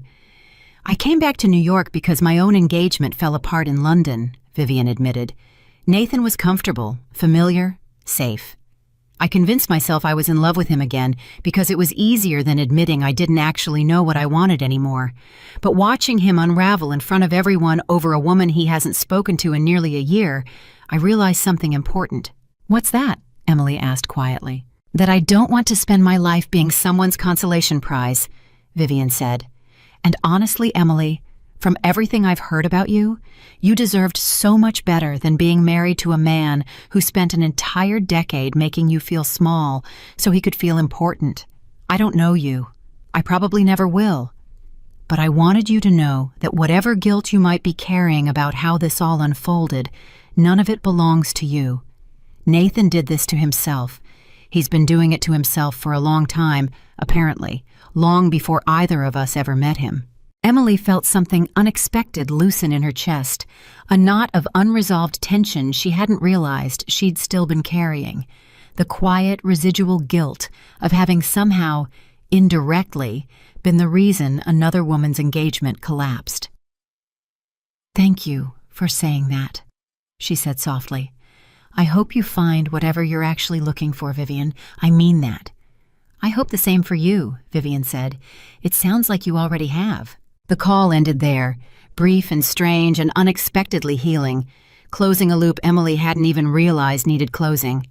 She sat alone in the supply room for a long moment afterward, processing the surreal experience of receiving grace from a woman she'd never met, a woman whose life had been upended by the same man who had once upended hers. She didn't tell Lucas about the call right away. It took her nearly 2 days to work up the words, sitting across from him during a quiet dinner at base camp, the day's shift finally winding down. "Vivian called me," she finally said. Lucas looked up sharply from his food. "Nathan's fiancé?" "Ex-fiancé now," Emily said. "Apparently he gave some kind of confession at their engagement dinner about me. It ended things between them." Lucas set down his fork slowly, studying her face carefully. "How do you feel about that?" "Strange," Emily admitted. "Not guilty, exactly. Vivian made sure I understood none of it was my responsibility, but strange, like watching dominoes fall from a decision I made almost a year ago, dominoes I didn't even know were still standing." "Does it change anything?" Lucas asked, his voice carefully neutral, though something guarded moved behind his eyes, something Emily recognized immediately as quiet, unspoken worry. "No," Emily said firmly, reaching across the table to take his hand. "It doesn't change anything, Lucas. Nathan's unraveling has nothing to do with me anymore. I closed that door a long time ago. Whatever mess he's making of his own life now belongs entirely to him." Lucas's shoulders relaxed slightly, though the tension didn't disappear entirely. "Can I be honest about something?" he asked. "Always." "When you told me about that call, for just a second, I felt something ugly," Lucas admitted. "Something like fear. Fear that Nathan, realizing what he lost, might make you reconsider everything you walked away from. I know that's not fair to you. I know you've done nothing to deserve that kind of doubt, but I felt it anyway, and I didn't want to hide it from you." Emily's chest tightened with something warm and aching at his honesty, the total absence of pretense in his admission. "Lucas," she said softly, "there is nothing Nathan could say or do that would make me go back to that life. Not because I'm trying to prove something to him, because I finally understand what I actually want, and it isn't a marble kitchen and a family name and a decade of disappearing into someone else's expectations." "Then what is it?" Lucas asked quietly. "What do you actually want?" Emily looked at him for a long moment, something settling into place inside her chest with a certainty she hadn't allowed herself to feel in longer than she could remember. "This," she said simply. "Work that matters. People who see me clearly. Someone who reminds me who I am instead of trying to reshape me into someone easier to control." Lucas reached across the table, his hand finding hers, his thumb tracing gentle, absent circles across her knuckles. "I think I might be falling in love with you," he said quietly, the confession arriving without dramatic build-up, simply true and steady, the way everything about him had always been. Emily's breath caught. "Lucas, you don't have to say anything back," he said quickly. "I just needed you to know. Whatever happens with Nathan, whatever chaos is unfolding back in New York, I wanted you to know exactly where I stand, without conditions, without expectations." Emily squeezed his hand, tears rising unexpectedly, the culmination of everything she'd survived and rebuilt over the last year, finally finding a place to land. "I think I might be falling in love with you too," she admitted softly. "I just didn't know if I was allowed to feel that yet, after everything." "You're allowed," Lucas said gently. "You've been allowed this entire time." Back in New York, Nathan sat alone in his apartment for the third consecutive night, staring at his phone, a message half-typed and deleted more times than he could count. Eleanor had stopped calling after their last conversation, ended in a shouting match neither of them had fully recovered from. Vivian had blocked his number entirely. The Coles had made it clear, through a terse legal letter regarding the return of an engagement ring, that any future contact would be handled exclusively through attorneys. He had lost everything he'd built in the aftermath of the divorce, and standing in the wreckage of it, Nathan finally allowed himself to ask the question he'd been avoiding for nearly a year. What if the life he actually wanted had walked out the door with one suitcase, and he had been too blind, too arrogant, too consumed with control to recognize it until it was already 3,000 miles and an entire lifetime away? He picked up his phone one final time, and this time, instead of deleting the message, he pressed send. "Emily, I know I have no right to ask this, but I need to see you one more time, not to win you back. I know that's impossible now. I just need to say something to you in person, something I should have said a long time ago. Please." The message sat on Emily's phone for nearly 6 hours before she finally saw it, sitting outside base camp with Lucas beside her, watching the sky shift through shades of violet and gold as the sun began its slow Alaskan descent. She read it twice, her expression unreadable, before turning her phone to show Lucas. "What are you going to do?" Lucas asked quietly, watching her face carefully. Emily was quiet for a long moment, staring out at the horizon, weighing everything she'd rebuilt against the quiet, persistent pull of unfinished history. "I think," she finally said, "I need to go back one more time. Not for him, for me.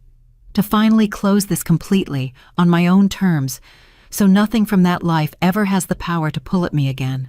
Emily boarded the flight to New York alone this time. Lucas had offered to come, but she'd shaken her head gently, taking his hand in both of hers.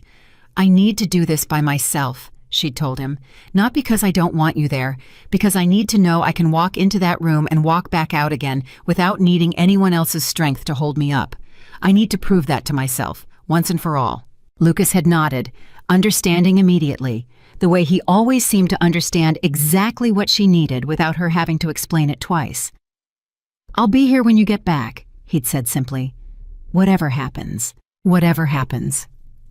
The words followed her through the entire flight, through the taxi ride into a city that felt smaller now than it once had, through the elevator ride up to the restaurant Nathan had chosen. Some quiet, unpretentious place far from the glossy venues Eleanor usually favored. As if Nathan himself understood this conversation didn't belong anywhere near that old, performative world. He was already seated when she arrived, and Emily almost didn't recognize him at first. Gone was the tailored confidence, the careless certainty that had once filled every room he entered. The man sitting at that corner table looked smaller somehow, worn thin by months of consequences he clearly hadn't anticipated when he'd set those divorce papers down with such casual cruelty. "You came," Nathan said, standing as she approached, something like disbelief in his voice. "I said I would," Emily said, taking the seat across from him, her posture composed, steady, betraying none of the old instinct to shrink herself smaller in his presence. "I don't break my word, Nathan, even to people who don't deserve it." He winced slightly at that, though he didn't argue. "Thank you for giving me this. I know I don't have any right to ask for your time anymore." "You don't," Emily agreed simply. "But I'm here, so say what you need to say." Nathan was quiet for a long moment, and Emily watched him struggle visibly with words that clearly didn't come easily to a man who had spent his entire life being handed everything without ever needing to fight for it. "I've spent the last few months losing everything I thought mattered," he finally said. "Vivian, my mother's approval, my reputation in circles I used to care very deeply about, and somewhere in the middle of all that losing, I finally understood something I should have understood a decade ago." "What's that?" Emily asked, her voice even, giving nothing away. "That I never actually loved you the way you deserved," Nathan said, the words visibly costing him something significant to say aloud. "I love the version of you I built, the quiet, accommodating wife who made my life easier, who never challenged the story I was telling about myself. When you started disappearing, I didn't notice, because the woman disappearing wasn't the woman I actually wanted to see. I wanted the performance, not the person." Emily listened without interrupting, something old and tender aching quietly in her chest, not for the marriage they'd lost, but for the years she'd spent believing she was the problem. "I convinced you your ambitions were dangerous," Nathan continued. "I convinced you that loving me meant becoming smaller. And the worst part is I actually believed I was protecting you, protecting our life together, when really I was just protecting my own comfort. I was afraid of a wife who didn't need me, so I made sure you always did." "You didn't just make sure I needed you," Emily said quietly, her first real contribution to the conversation. "You made sure I forgot I was capable of anything else. That's not protection, Nathan. That's control dressed up in kindness." Nathan flinched, but nodded slowly. "You're right. I know that now. I spent 10 years telling myself I was taking care of you, when actually I was making sure you'd never leave, because some part of me always knew that if you ever remembered who you really were, you wouldn't need me at all." "I didn't," Emily said simply. "I don't." The words landed exactly as heavy as she intended them to, and Nathan absorbed them without argument, without deflection. Something in his posture finally, genuinely humbled. "I'm not asking you to come back," he said quietly. "I know that door is closed. I think some part of me has known that since the moment you signed those papers without a single tear. I just needed you to know that I see it now, all of it. What I did to you, what I threw away. I needed to say it to your face, not because it changes anything for you, but because I owe you the truth finally, after all these years of only giving you versions of myself that were convenient." Emily sat with that for a long moment, studying the man across from her, searching for anger and finding, to her own quiet surprise, mostly peace instead. "I forgive you," she finally said, and watched something break open in Nathan's expression, relief and grief tangled together in equal measure. "Not because what you did was small, Nathan. It wasn't. You spent a decade convincing me I was less than I actually was, and it's taken me almost a year to fully find my way back from that. But holding on to anger toward you doesn't punish you anymore. It only keeps me tethered to a life I've already left behind. I forgive you because I'm ready to be completely free of you, and forgiveness is the last door I needed to close." "Does that mean," Nathan started carefully, "there's any chance—" "No," Emily said gently but firmly, cutting him off before hope could fully form in his voice. "Forgiveness doesn't mean I'm coming back, Nathan. It means I'm finally letting go of the last piece of anger I was still carrying. Those are two very different things." Nathan nodded slowly, absorbing the finality of her words without argument this time, something in his shoulders settling into what looked almost like acceptance. "I understand," he said quietly. "I think, honestly, I already knew that before I asked. I just needed to hear it, one final time, to make it real." "There's someone else, isn't there?" Nathan asked, though it wasn't really a question. "The man from the conference." His name is Lucas, Emily said, and something warm and unguarded moved across her face at the mention of him, an expression Nathan recognized instantly because it was the exact expression that used to belong to him a decade earlier before he'd slowly, carelessly worn it away. He didn't try to fix me, Nathan. He didn't try to shape me into someone easier to manage. He just saw who I already was and respected it. That's the difference. That's the entire difference between what we had and what I have now. Nathan absorbed that in silence, something like genuine understanding finally settling into his expression. "I hope he knows how lucky he is," he finally said. "He tells me that," Emily said simply, "but honestly, I think I'm the lucky one. For the first time in my life, I get to be loved for exactly who I am, without having to disappear a single piece of myself to earn it." They sat together a while longer after that, the conversation shifting into something quieter, gentler, no longer combative, simply two people finally, honestly closing a chapter that had taken far too long to end. Nathan asked about her work in Alaska, and for the first time in their entire history together, he listened, really listened, without steering the conversation back toward himself, without measuring her success against his own comfort. "You've built something extraordinary," he finally said as they prepared to leave. "I hope you know that. I hope you know it has nothing to do with me and everything to do with who you actually are underneath everything I tried to convince you that you weren't." "I know that now," Emily said. "It took me a long time, but I know it." They parted outside the restaurant without embrace, without lingering, simply a quiet, final nod between two people whose story had ended long before either of them fully admitted it. Emily watched him walk away into the New York evening and felt, for the first time since signing those papers almost a year earlier, completely and entirely unburdened. She called Lucas the moment she got back to her hotel room. "It's done," she said, her voice steady, certain. "I said everything I needed to say. He said everything he needed to say. I think I finally closed that door completely." "How do you feel?" Lucas asked, his voice warm and careful through the phone. "Free," Emily said, and meant it entirely. For the first time in a decade, completely, genuinely free. "Come home," Lucas said softly. "I miss you." "I'm coming home," Emily said, and the word home settled into her chest with a warmth she hadn't associated with any place in years. Not the marble kitchen she'd left behind, not even the small Alaska apartment she currently rented, but something bigger than any physical place, something that had everything to do with the people who finally, truly saw her. The flight back felt different than every flight before it. Emily watched the New York skyline shrink beneath the clouds one final time, and instead of the complicated grief she'd carried on her first departure, or the cautious hope she'd carried after the conference, this time she felt only clarity, clean and complete, the final closing of a story that had taken far too long to finish.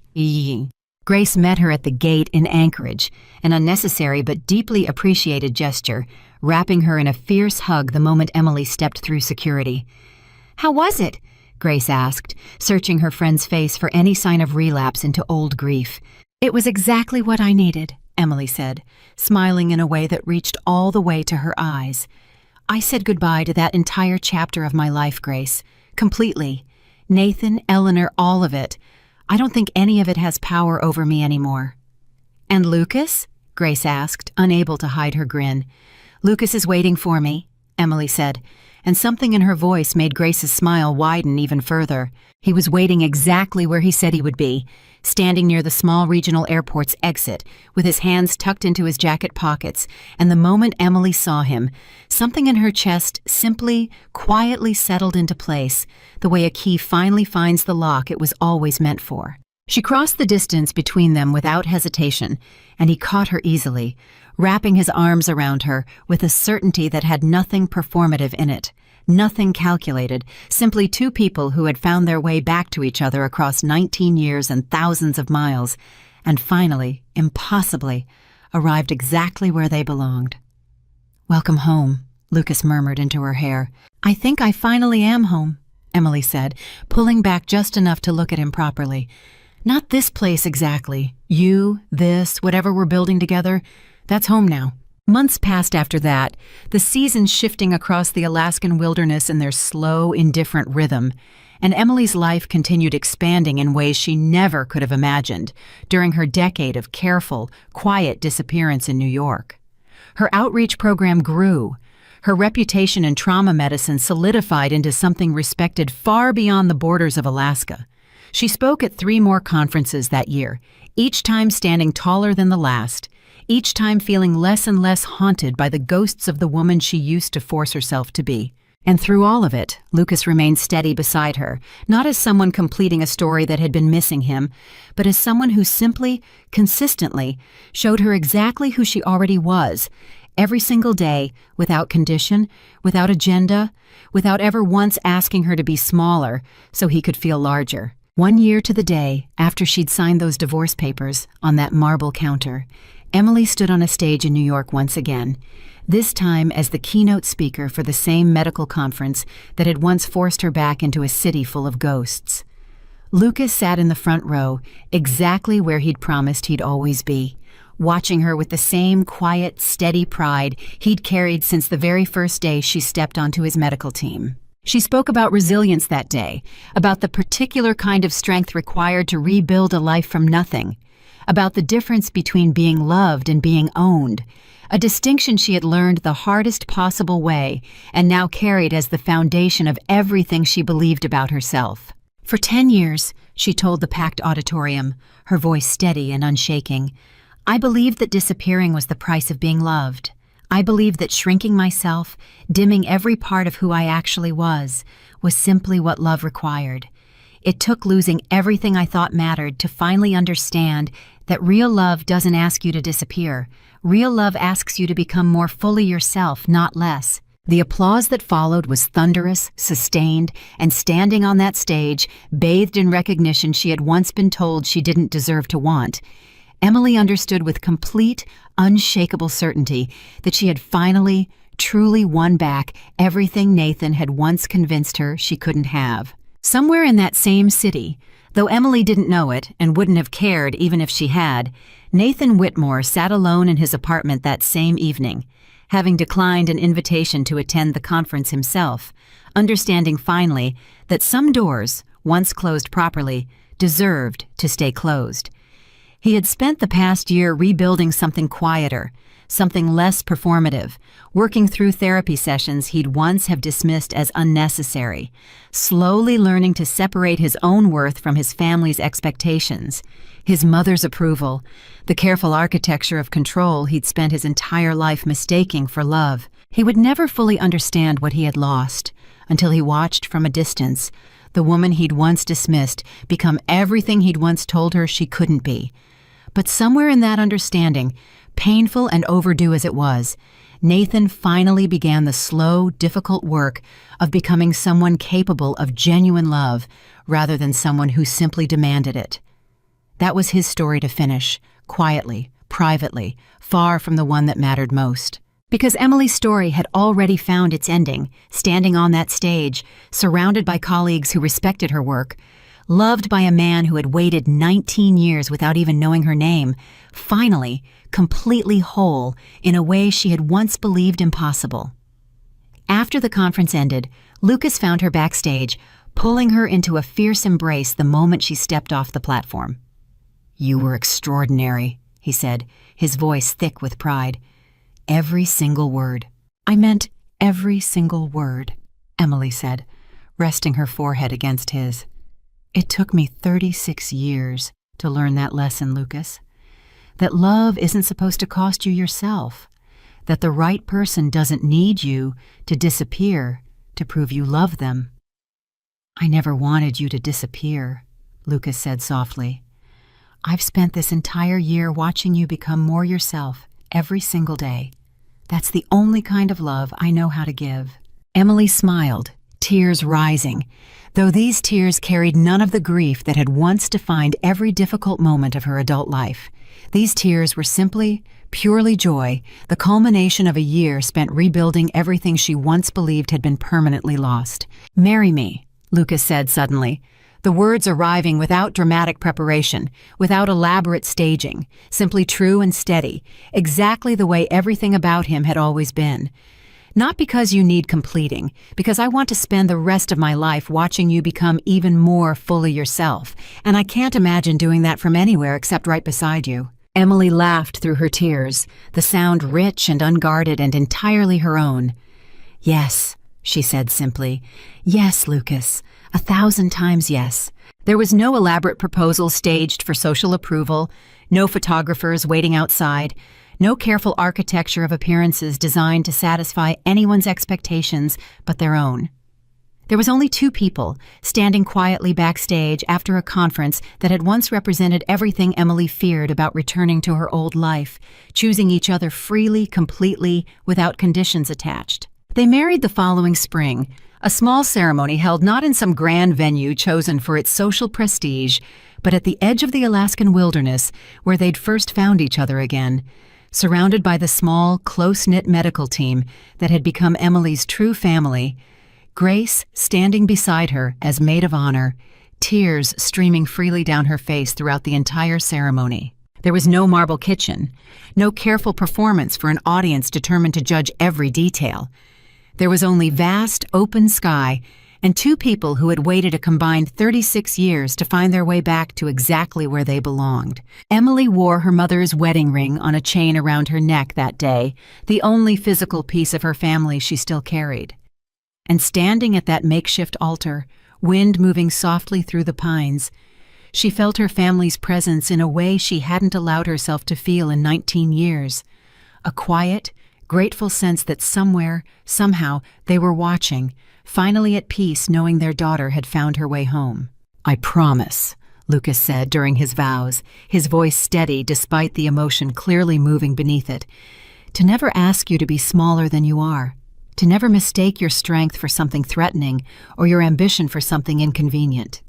I promise to spend the rest of my life reminding you exactly how extraordinary you've always been, especially on the days you forget it yourself."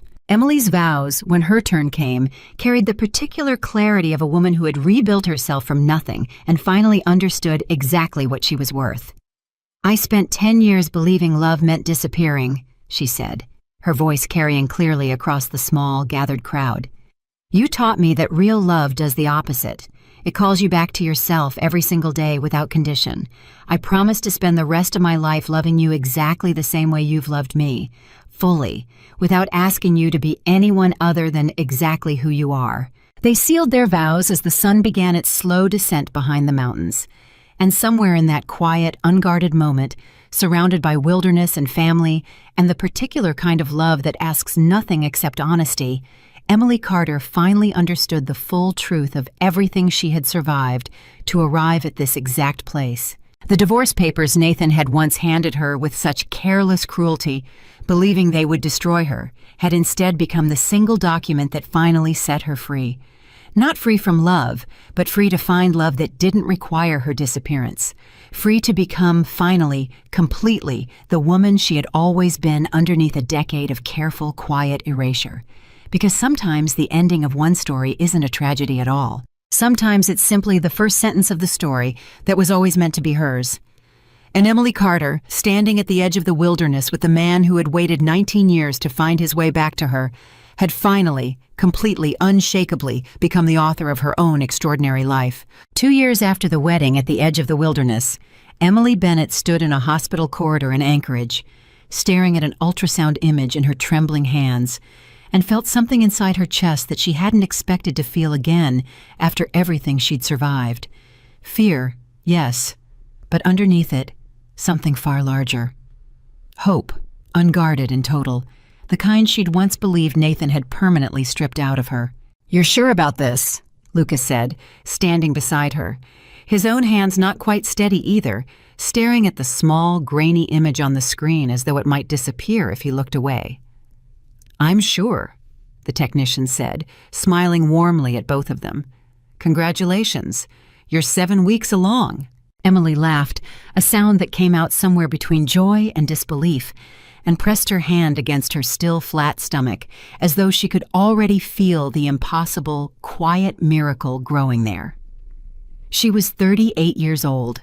She had spent most of her 20s and 30s believing children weren't part of the life Nathan had designed for them, that motherhood, like trauma medicine, was simply one more ambition she'd have to quietly set aside for the sake of appearances.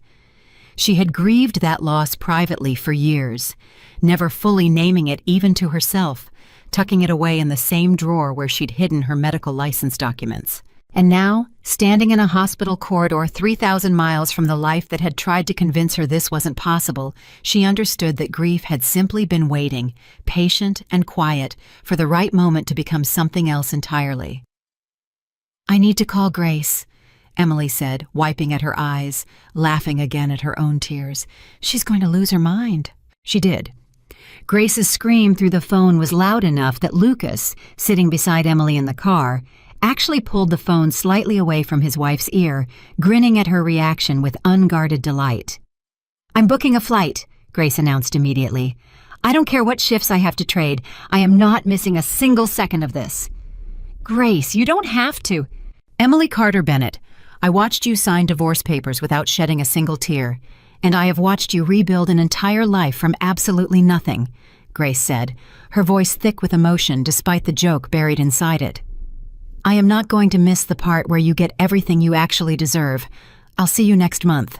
The pregnancy, when word of it eventually reached New York through the same slow, gossiping social channels that had once carried news of Nathan's collapsed engagement, arrived at Eleanor Whitmore's dinner table like an unwelcome ghost.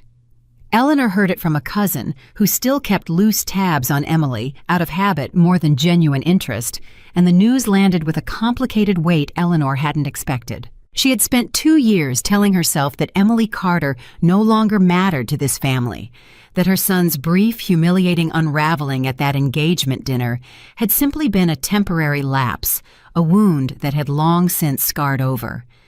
But hearing that Emily was expecting a child with another man, a life that Eleanor herself had once dismissed as unsuitable, unstable, entirely too dangerous for a Whitmore wife, something bitter and unresolved rose in her chest that she wasn't proud of. She mentioned it to Nathan almost accidentally during a quiet dinner they still shared occasionally, a fragile, careful attempt at rebuilding a relationship that had fractured badly after his public confession. "I heard Emily's expecting," Eleanor said, watching her son's face carefully for a reaction. Nathan was quiet for a long moment, setting down his fork with deliberate care. 2 years of therapy, 2 years of slow, unglamorous work rebuilding himself into someone he could actually respect, had taught him to sit with difficult feelings instead of immediately deflecting them. "That's wonderful," he finally said. And the remarkable thing, the thing that surprised even Nathan himself, was that he meant it entirely. No bitterness, no lingering ache of what might have been, just genuine, uncomplicated happiness for a woman he had once failed so completely. "You're not upset," Eleanor said, studying him with something like confusion. "Why would I be upset, Mother?" Nathan asked gently. "Emily deserves every single good thing that's happening to her. I spent 10 years making sure she didn't get to have things like this. I'm glad someone else finally gave her the chance to." Eleanor said nothing for a long moment, something shifting behind her sharp, calculating eyes, an old, unexamined guilt of her own beginning to surface.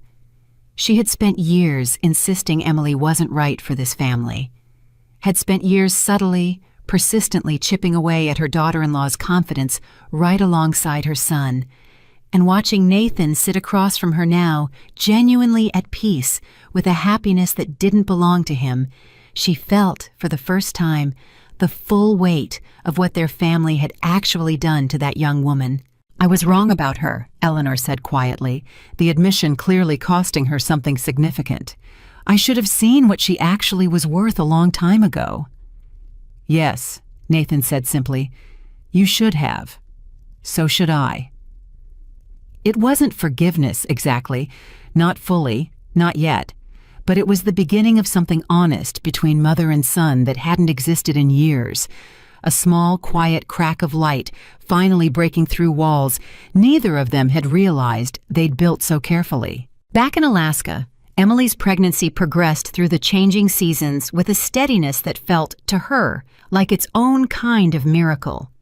She continued working through her second trimester, adjusting her field assignments carefully under Renata's watchful, protective supervision, though Lucas fussed over her with a tenderness that made Emily laugh more often than it frustrated her. "I delivered a baby in a moving helicopter once," Emily reminded him one evening, swatting his hand away as he tried to carry a supply crate she was perfectly capable of lifting herself. "I think I can carry a box of gauze, Lucas." "Humor me," Lucas said, setting the crate down anyway, pressing a kiss to her temple. "I spent 19 years wondering what happened to the girl I pulled out of a wrecked car. I'm allowed to be a little protective of the family we're building now." Emily softened at that, leaning into him despite her earlier protest. "Fine," she said, "but only because you're unbearably sweet about it." The complications, when they came, arrived without warning during her 32nd week. A sharp, sudden pain that sent Emily to her knees in the middle of a routine equipment check, her own trained instincts recognizing immediately, with a cold flood of fear, exactly what was happening. "Lucas!" she called out, her voice tight with controlled panic. "Lucas, something's wrong!" He was beside her in seconds, his own medical training overriding the terror clearly moving behind his eyes, his hands steady even as his voice carried an edge Emily had never heard from him before. "Talk to me. What are you feeling?" "Sharp pain, lower right side," Emily said, breathing through gritted teeth. "Possible placental abruption. We need to move now, Lucas. We can't wait." The flight to the nearest hospital equipped for high-risk delivery took 40 minutes, that felt to both of them like the longest 40 minutes of their entire lives. Emily gripped Lucas's hand throughout the entire helicopter ride, her own medical knowledge working against her, her mind cataloging every possible outcome, most of them terrifying, while Lucas kept his voice low and steady beside her, refusing to let panic win the space between them. "Stay with me," he said, echoing, though neither of them consciously realized it in that moment, the exact words he'd once said to a terrified 16-year-old girl trapped in a wrecked car 19 years earlier. "Look at me, Emily. Just look at me. You're going to be fine. Both of you are going to be fine."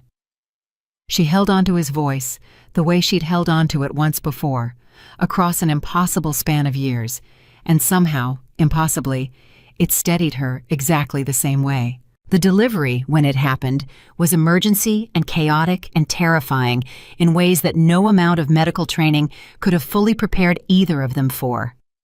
Emily was rushed into surgery the moment they landed, Lucas forced to wait outside a set of doors he had no authority to walk through, despite every medical instinct screaming at him to be in that room, and for the first time since he was 17 years old, standing helplessly beside a wrecked car waiting for an ambulance, Lucas Bennett felt completely, utterly powerless. He paced the hallway for nearly 2 hours, praying to a God he hadn't spoken to in years, bargaining with every possible force in the universe, until finally a doctor emerged, exhausted but smiling, carrying news that broke something open in Lucas's chest all at once. "Mother and daughter are both stable," the doctor said. "It was close, but they're both going to be just fine." Lucas didn't remember walking into that recovery room. He simply remembered suddenly standing beside Emily's bed, staring down at a tiny, impossibly small infant wrapped tightly in a hospital blanket, her small face scrunched in the particular indignant fury that seemed to belong exclusively to newborns. "She's perfect," Emily whispered, exhaustion and joy tangled together in her voice, tears sliding freely down her face. "Lucas, look at her. She's perfect." "She really is," Lucas said, his own voice breaking completely, sitting carefully on the edge of the hospital bed, wrapping his arms around both of them at once, the family he'd once believed impossible, finally miraculously real beneath his hands. They named her Grace, after the friend who had never once stopped believing in Emily even during the darkest years of her marriage, and when Grace Alden herself received the phone call 3 days later, she cried so hard on the other end of the line that Emily could barely understand her through the sobs. "You named her after me," Grace finally managed, her voice thick with disbelief and overwhelming emotion. "Emily, I don't know what to say." "You saved my life," Emily said simply, long before Lucas ever found his way back into it. "You were the one who told me I could still go back to medicine. You were the one who never stopped believing there was a version of me worth fighting for, even when I'd forgotten she existed." This felt right. Grace flew out within the week, holding baby Grace in her arms with the fierce, protective tenderness of an honorary aunt, tears streaming freely down her face as she studied the tiny features already beginning to resemble both her parents. "She has your eyes," Grace said to Emily, marveling, "and Lucas's stubborn chin, I think. God help you both."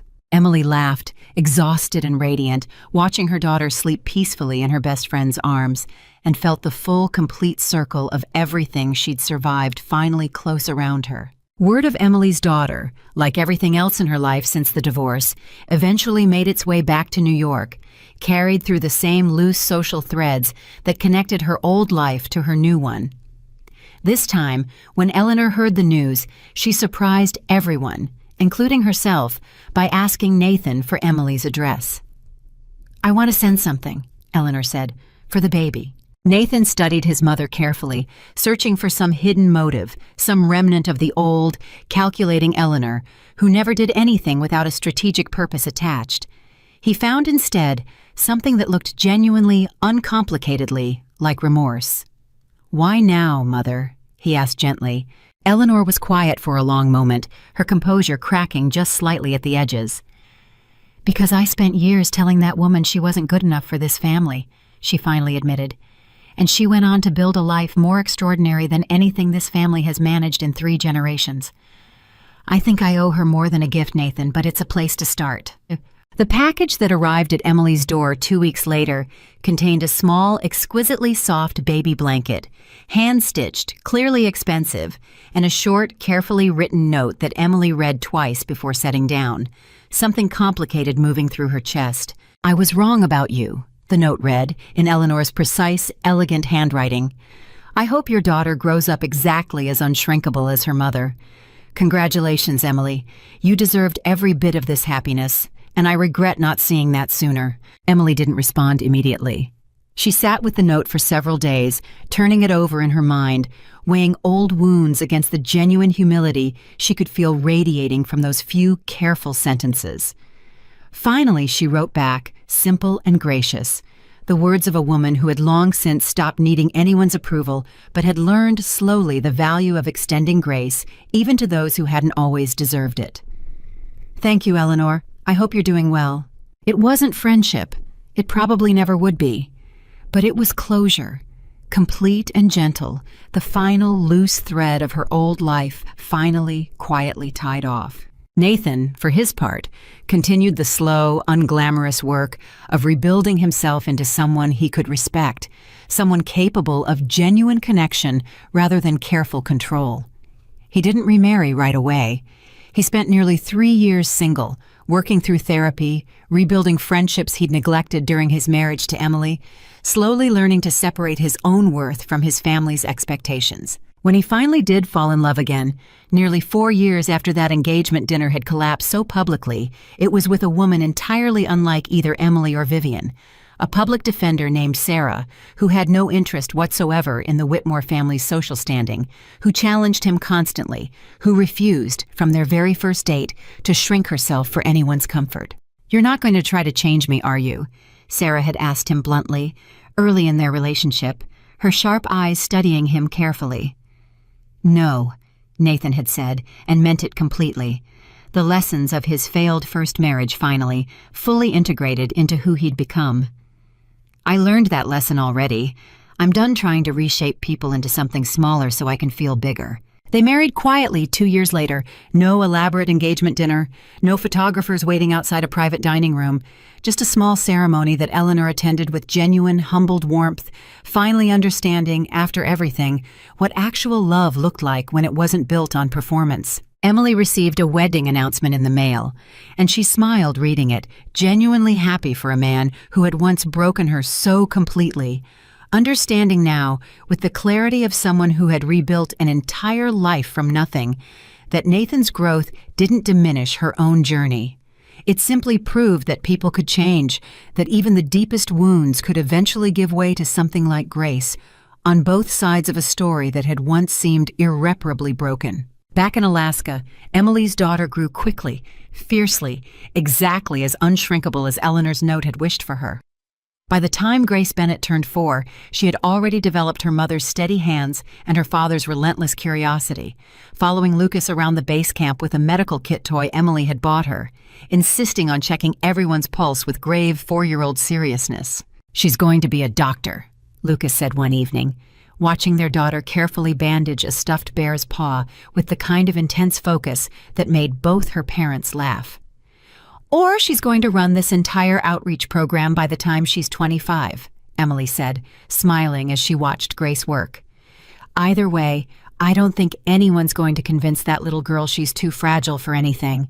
"Not while we're around," Lucas said, wrapping an arm around Emily's shoulders, pulling her close. Emily leaned into him, watching their daughter play, feeling the full weight of everything she'd survived to arrive at this exact, ordinary, extraordinary moment.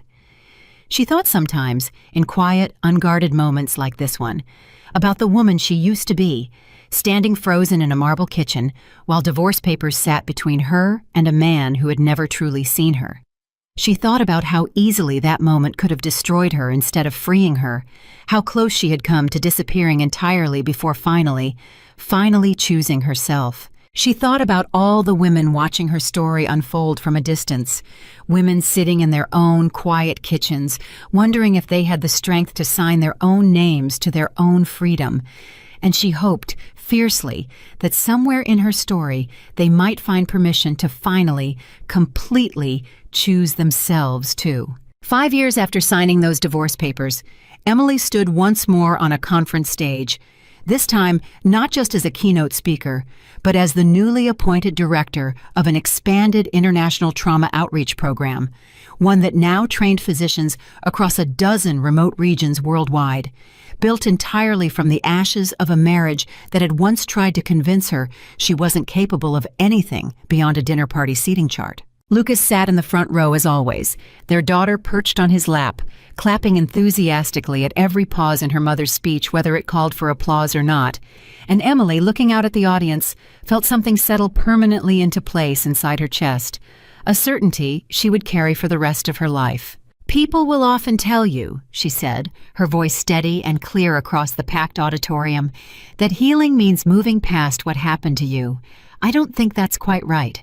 I think healing means finally understanding that what happened to you was never actually about you at all.